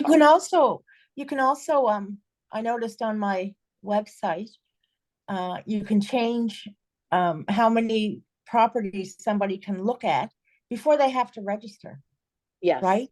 And it sets to, like, I think it defaults to unlimited, and you can go in and you can change that to 2 or 10. Yep. So it is a one-way maybe. On the KW website. Yeah. Yeah. So my suggestion would not be 2. No. They can, so that's really useful in a lot of areas that do not have something like Viewpoint. Yeah. They can go on and they can view unlimited on Viewpoint. So just to be aware that you're trying to create a relationship again. So if you do 2, they'll be frustrated and probably won't go back to your site. I would not go back. Right. Yeah. So, and that's the thing is that unless you know that you are different than the majority of the population in every way, think about how you would perceive that. And think about how you on the buying and selling side are going to interpret that. So everything we do, we need to look at it through the lens of a buyer or a seller. And being business people, right? To be able to figure out what's the best way for you to approach people. What's the best way to handle it. So yeah, open houses, contests, referrals are also a really great way to do lead capture.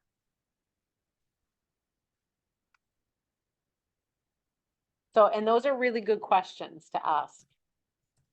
And part of that, James, you've already got that down. So, because you're making notes at the open houses. So if I found what you were looking for, how would I contact you?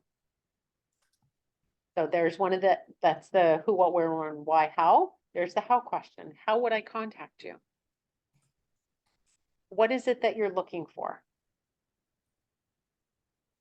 Again, trying to make the open-end questions a bit more of our common practice.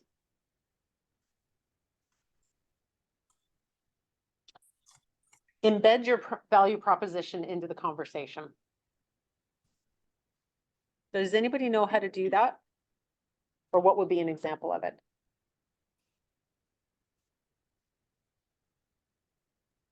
You could indicate that you, as you said earlier, that you have some referrals or vendors that you use and that you trust, and that if, Yep. you could incorporate that because you would be giving them a value Yep. in the conversation, Yeah. possibly.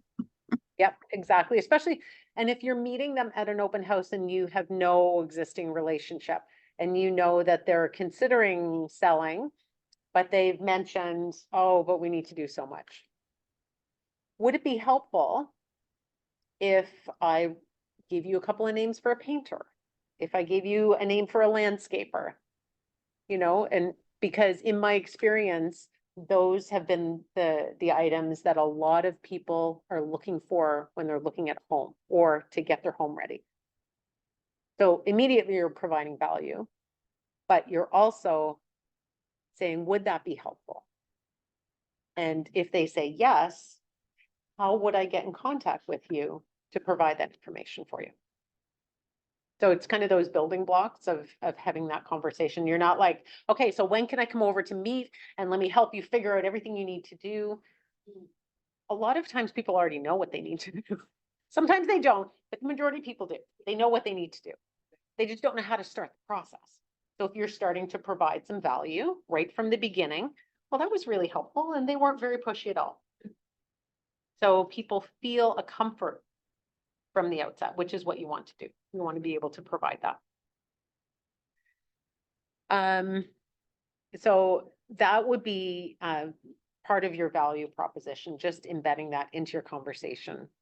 You can do that even with your sphere of influence. You know, just saying, oh, we're doing this event. Red Day is an example, right? Like we're doing this event. I'm so excited about it. Part of what we love to do is to volunteer. Your value proposition for some people, that's hugely important that you give back. And it's part of who you are, and it's part of who what our culture is here.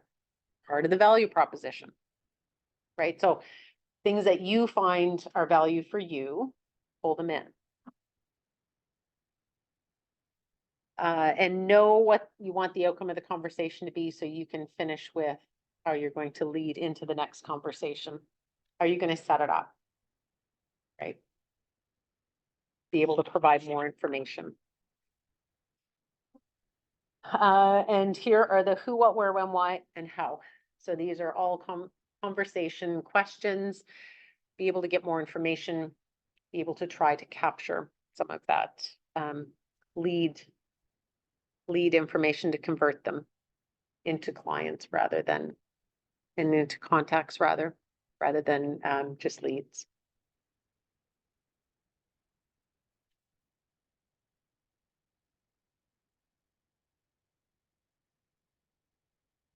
You can't know or predict when they will come to a decision, but if you're reconnecting with them in a systematic way, you'll have a greater success of being there when they do. That's when you'll be able to close for an appointment. Right, so you don't want to be the person that's constantly nagging, but you do want to be just periodically checking in or providing information for them.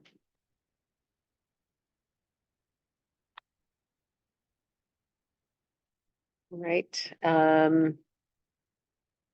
Part of this, I feel like we've gone through a lot of it. When asking for an appointment, what's the most effective way to ask for that appointment? You know, really it's 4 options. I suppose there are people that use social media, and that's where they do all of their business. So for them, that will be added to this.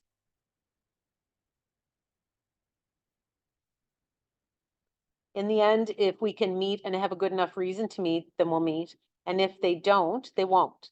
And that's okay. You really don't care what their answer ultimately is because you're not getting people to do anything they don't want to do. You're just going to ask and respond until they agree that meeting with you makes sense or it doesn't. Either way, both win, right? And if they don't want to meet with you, you're just building that relationship and you're just providing value. Okay. And if they do want to meet, then you're moving forward into the next step. All right. Now, this.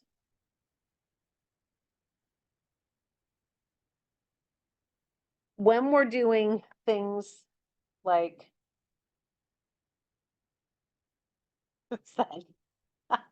focusing on building a relationship and taking market share. So that's what we're all trying to do is you're trying to get move clients so that you, from just a lead to having a connection to being a client. And so you're trying to take market share is what KW calls that. So once you meet with your new contacts, you either do business with them immediately or you don't. Either way, once you've met them, you put them in your database and you stay in touch with them forever. And that's Gary Keller says that. So it really comes down to what value are we doing, trying to stay in contact with people. It's that comment is a really good overview of everything that we've talked about to this point.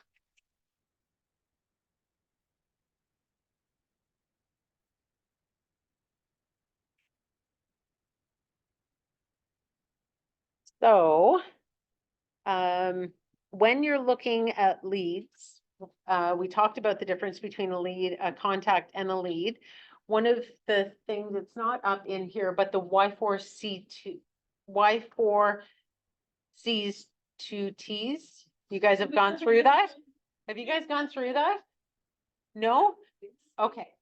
So that is really a lot of the core values. So you put it up here because you can actually look it up. I'm surprised they didn't do this with you guys yet.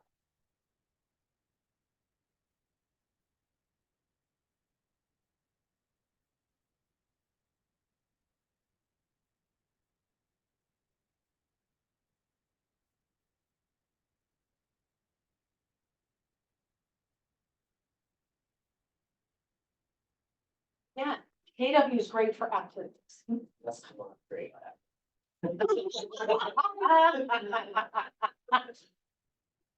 So like it's win-win or no deal. Right, like it has to work on both sides. You can't be the bully agent. You can't be the one that's always pushing. Because at some point it's gonna come back on you. At some point, you're gonna be on the other side with that realtor, with the other realtor that you've been like the bully agent with. It's not gonna be fun. And it's not gonna be for the advantage of your client on the other side. So there's 4 Cs. So one of them that I wanted to talk about is communication, right? So the whole thing with communication is seek first to understand before you make assumptions. So if you don't know, don't make the assumption, right? Ask for more information. Oh, so you're moving, you want to move to this area. That's not what. Well, I thought since you were looking in this area, that's where you wanted to be. Well, we're looking at the layout of the house. Has nothing to do with the area. We're looking at the layout. Oh, right. So ask questions. So communication is huge.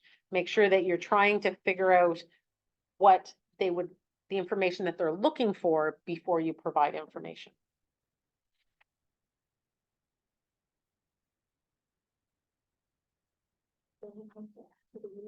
Oh, it sure does. It sure does. And then you're trying to backtrack. It doesn't look good. We often get flustered.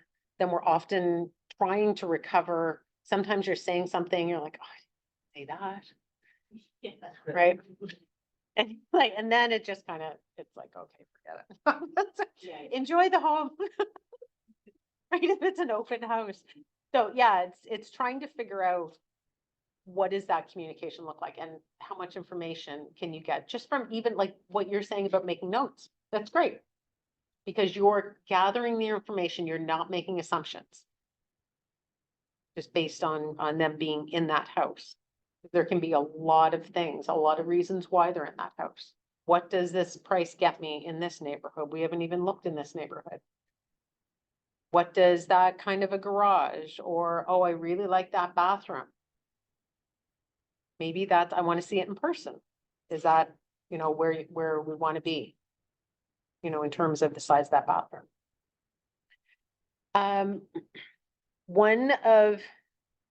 Because we often will try to second guess ourselves when we're trying to do a lead and then do a contact and then convert it into a client. But worrying, Mel Robbins says, worrying is a default setting our minds go to when we aren't paying attention. The difference of living in what is and what if.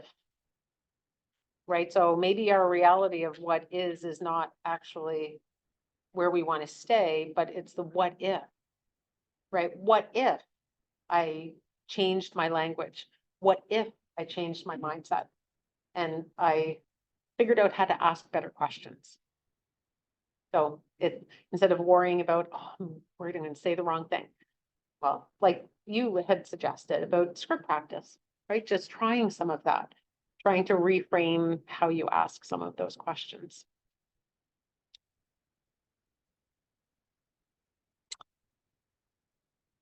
So convert the lead to close business, the sellers and the buyers. So this was, again, goes back to where we had talked about the 72% or 74% and 73% and 82% in terms of people buying and people selling, and how many people they actually will have a connection with. And sometimes that takes a long time. So one example is I was working on a condo project. So down in the South End, down in Goresbrook Park. And so we originally started in that, and there were 4 houses there. And we had the sales center set up in one of the houses. And then they started demolition. Then we moved to a trailer, and then we moved to the phase 1, and then we moved to phase 2 for the sales center. When we were still in the house, so very early on, there was a couple that came in. They were very closed, like very guarded, very like did not want to engage, did not want to talk.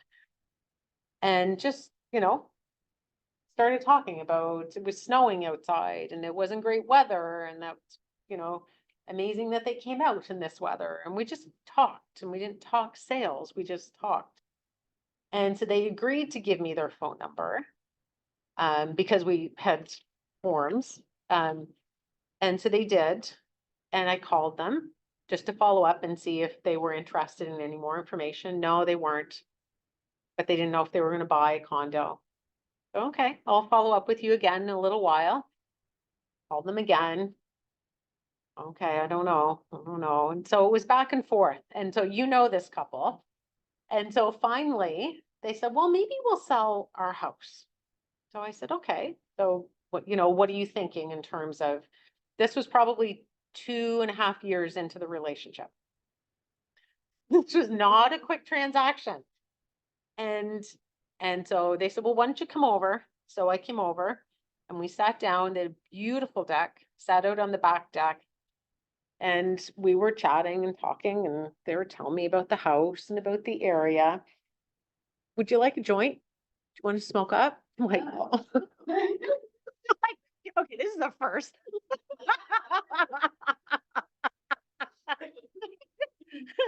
Well, I'm working, water's fine. You know, I mean, how do you answer a question like that?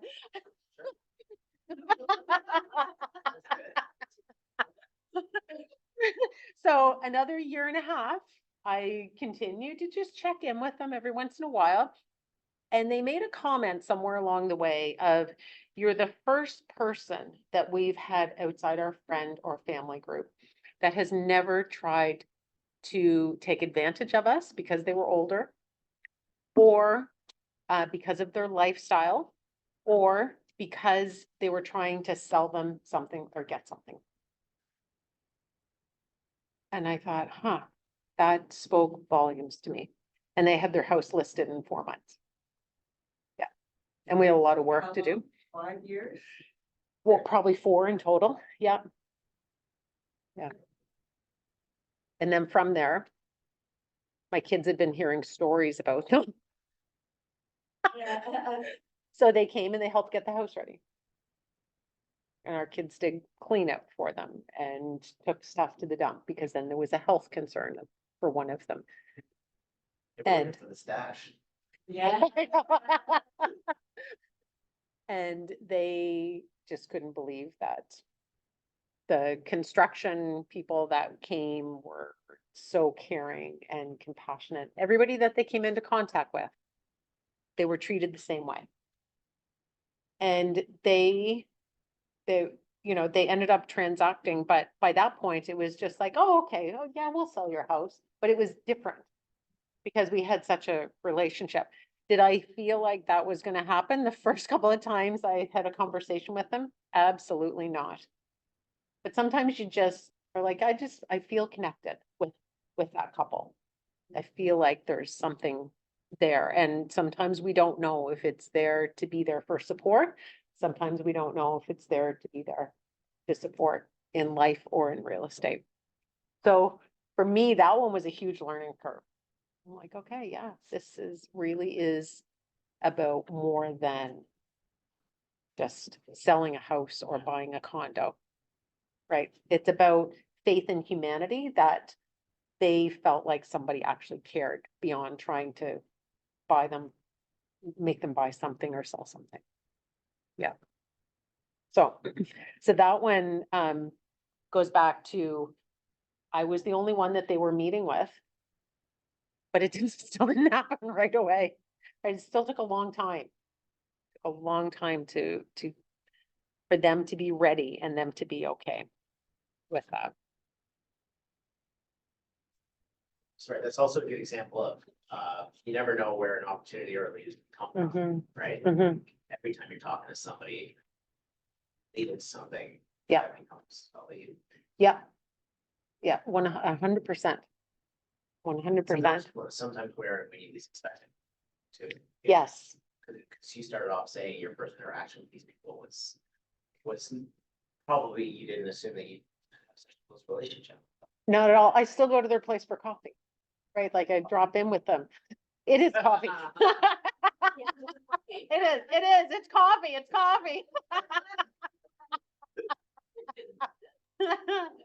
Yeah. What about all the little gummy candies?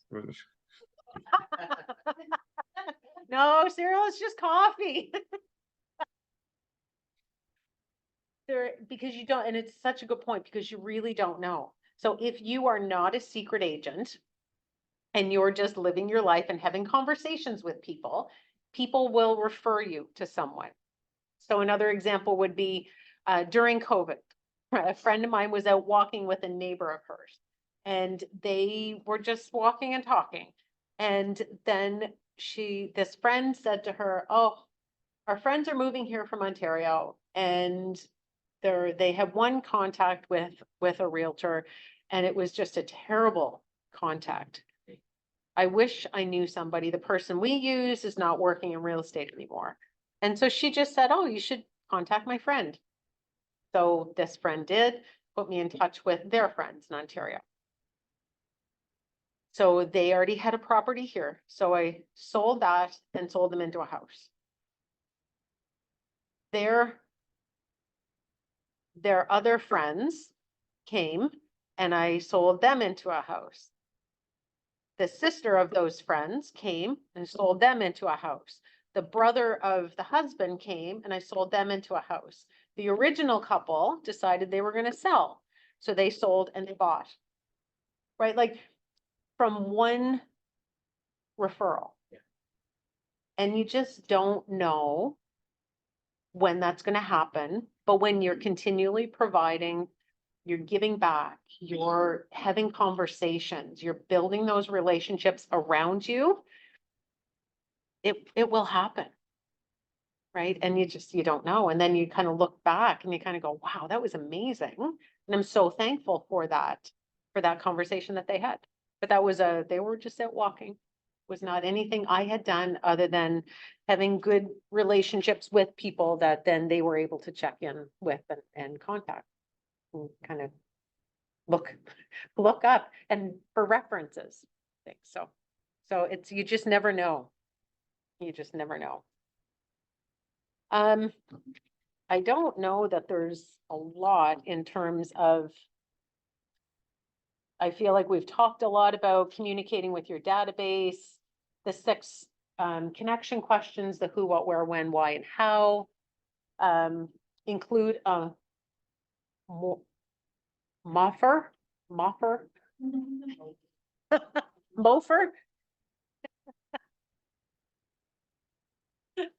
So make offer for immediate response. That would be some people have them embedded into their email addresses or into and sometimes you can have you know, a contest. Sometimes it will be a, you know, can I provide you with some additional information? And that's where you're seeing your value proposition again pop up. You know, and sometimes it's just a random drop by, or you'll see them out somewhere.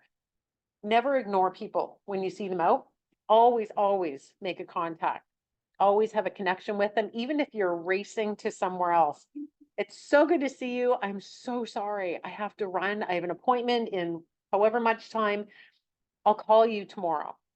If you say you're going to call, you darn well better call them, because what you're doing by that action is you're backing up what you're saying. So it might not feel like a big thing to you, but it's a huge thing if you're trying to build a relationship. So always, always, always follow up. You say you're going to do something, do it. Because if not, you shot yourself in the foot right away before you even really start. Realize the thing, of course, is the 4 Ds, and the last one was do what you say you're gonna Yeah. do. Yeah. Yeah. Yeah. If you don't just say stuff, people are watching, because then as you continue to build that relationship, if you are faithful and saying, I'm going to call you tomorrow, and you call them tomorrow, Yeah. you're starting to build that trust. Yeah. And then by the time you have their most highly prized asset in your hands, they're trusting you. Yeah. That's when the clients are saying, it's okay, do whatever, just send it to me and I'll sign it. I trust you. No, please don't do that. Please don't just sign something. Right? Like, you know, but you're building layers of trust. Yeah, I had a lady come through the open house last weekend, and she is working with a realtor in contract, somebody she knows personally. But she wasn't there with her realtor, and Mhm. she had a couple questions about the house, so I wrote down the questions about the answers. And I still followed up with her because I told her I would, even though she had a realtor. And she responded to my follow-up just saying that she was very impressed and surprised that I even did that, knowing that she had a realtor. And again, it just comes back to integrity, I guess, and you know, whether she ever used me in the future, who knows, but just getting into the practice of doing what you say you're gonna do is. But you don't know if she's going to refer you to somebody. Exactly, yeah. right? Exactly. Yeah. So. My husband was listening. Yeah. Right. Yeah. Yeah. Sometimes you get that question. Can I fire my realtor? It's a very awkward conversation. Because you're kind of going, hope nobody ever asks. Exactly. But also, Actually, How how do do you- tell them how they get well, I know, and it's, you have to be very, very careful, because you don't want it to be perceived that you're trying to get somebody and you're trying to capture somebody that's already under contract. Right? We can't do that. So what do you do? How do you handle that? What do you say to them? I say, is there a concern that you have and that you could speak with your realtor about? Right? Because I'm like, I don't want to get into the middle of this. And then I always try to take the high ground. I always say, as a professional courtesy, I would recommend that you talk to your realtor if there's an issue or if there's something you're not getting from them that you would like to receive. And if that's not possible, then you can speak to the brokerage that they work with. Right? Like, I really try to keep it high level, because I don't ever want to be accused of trying to capture somebody and steal somebody. So would you say to them, if they say, I don't know who the brokerage is? Would you say, go back to your contract and we'll say, page. Yeah. Yeah, or you can Google their name. Yeah. Right? Yeah. And just say it's professional courtesy. We have a very high level of standard within the industry. And I'm being very respectful of my colleague. Right? So then you're not caught in the middle, but it keeps the level high. They're not getting sucked down into something. There's no risk of you being accused of anything, and you're referring them back. Right. I can give another example, because of what we're talking about now, where, couple that I'm, showing homes with tomorrow. Met them at the open house, they said that they were working with the realtor, they're not under contract, they're not super happy with the way things are going. So I was treading very lightly, Mhm, but I first thing I asked when I heard that they were working with the realtor and they gave me some details. I asked, are you in contract? Have you signed anything? mhm, And they said no. So, I collected as much information as I could. And mhm. then, I called broker line because I wanted to Yep. make sure I did the right thing. because Yep. Even if legally I could do it, I didn't want my name attached to something and being that guy who's stealing business from other people, so. Mhm. But because they were in contract, it's a different situation than what you're talking Mhm. about, but it was, again, just having these learning experiences are really good, so. Yeah, I've unfortunately talked myself out of sales. By being too flippant honest. right. So, like, people have told me that they're not in contract or whatever, and when I talk about what I will do for them. And like, explain the BDBA and the Mhm. reason why it's there, because. Realtors only get compensated when, so if they're doing the work, they should be the one that's compensated. And then they were like, well, I guess we really. That happened to me twice. Maybe you need to change your narrative, I Shelley. think In so. 400 meters, turn left onto Bedford Highway, Yeah. Evangeline Trail. Because really the BDBA is to make sure that you can give them advice. Yes, exactly. Right? That's right. Yeah, Yeah. for sure. Yeah, so that if they're not under contract. Yeah. I'm not saying go and steal people at all. No. That's not what I'm saying, No. but it's to have somebody under contract is really important to be able to give them advice. Right. Because we can't really give advice. We're No. not legally supposed to give advice No. if they're not That's right. under contract. I know a lot of people wait. But don't get them under contract, get them signed. Yeah, sooner. And they're like, 'cause I'm like too honest, so like the fact that, right, like. If a realtor's gonna work for you, you wanna be loyal to them if they're doing the right thing. They're doing a good job, right? Like, Yeah. I mean. And like, yeah, you know what, you're right. Head southeast toward River Lane. At least you know you're doing it right. Yep, Right? yeah, Head south toward River Lane. Yeah. The Yeah. analogy that the broker that I spoke with gave me was, if they're not under contract, look at it as, a dating analogy, where you're. First time you're working with. Head south toward Bedford Highway, Evangeline Trail. You wanna make sure it's a win-win, like Mhm. you said, and you need to make sure that you're gonna mesh well, otherwise it kind of defeats the purpose. And it's also consumer rights to shop around and make sure that you're comfortable with somebody. And what's the point of working with somebody on both sides, as a realtor, I don't wanna work with clients that I don't gel with. Yeah. And vice versa. So I thought the dating analogy really helped me in this situation where it was like, yeah, you're allowed to kind of get to know each other before you jump into a contract. Head That's what- south toward Bedford Highway, Nova Scotia 2 South. Angela, Somebody's driving. you're not. Yeah. Driving instruction. Yeah. Yeah. Well, and it's sometimes you explain it to people that way. If you're not sure about the relationship and if you're not sure that it's gonna gel, I always start off, this first meeting is for us to interview each other. Right? And people are like, what do you mean interview each other? We're interviewing you. I said, exactly, you're interviewing me and I'm interviewing you. Well, why are you interviewing us? Most people I don't have this conversation with, but every once in a while there is somebody. And I said, well, it's a very close relationship.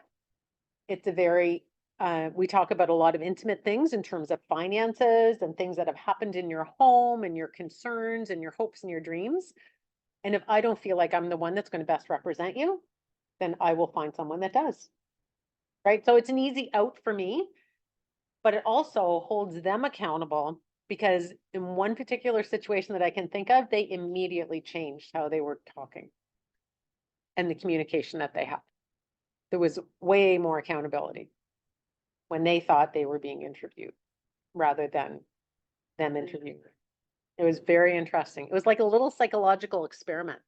Did they change in a good way? Or In a good way. Oh, yeah. And they were, because I went in thinking, oh, I really am not sure about this. Because it felt very much like a whip, like crack of the whip. Initial conversation. And I thought, I'm not sure that they're going to respect boundaries. I'm not sure that it's going to be a respectful communication back and forth. So as soon as I had that conversation, it was an immediate change at the kitchen table. It was fascinating. And I thought, oh, I'm going to use this from now on. This is great. Like if I'm ever concerned like that again. Yeah. Because then I went to the termination part, right? If I'm not upholding my part. And he looked at me and he said, so does that mean you can fire me? I said, yeah. Yeah. He was like, oh, Yeah. right. It changed everything. And his wife was there and she was just very quietly sitting, watching the interaction. But yeah, she kind of had this little smirk and we thought, oh, Like, felt around me for what you did here. right. I just thought it's back and forth, right? We're both working for the same goal. But you have to sometimes have boundaries that you're able to express. You always should have boundaries, but you have to figure out how you're going to communicate those to people and to potential clients. I think that there are a couple more pages developing your 36 touch plan. So you guys can do that on command at home at your own time. If you know, kind of play around with that and figure out what's going to work for you. Goal setting. So you can do that on command as well. And then that's your SMART plans. That's what that looks like. If you're looking for how to do SMART plans, Jessica, before she went off on maternity leave, had done a lot of videos.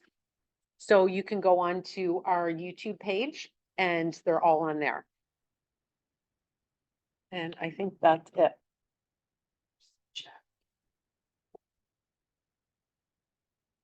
Thank you.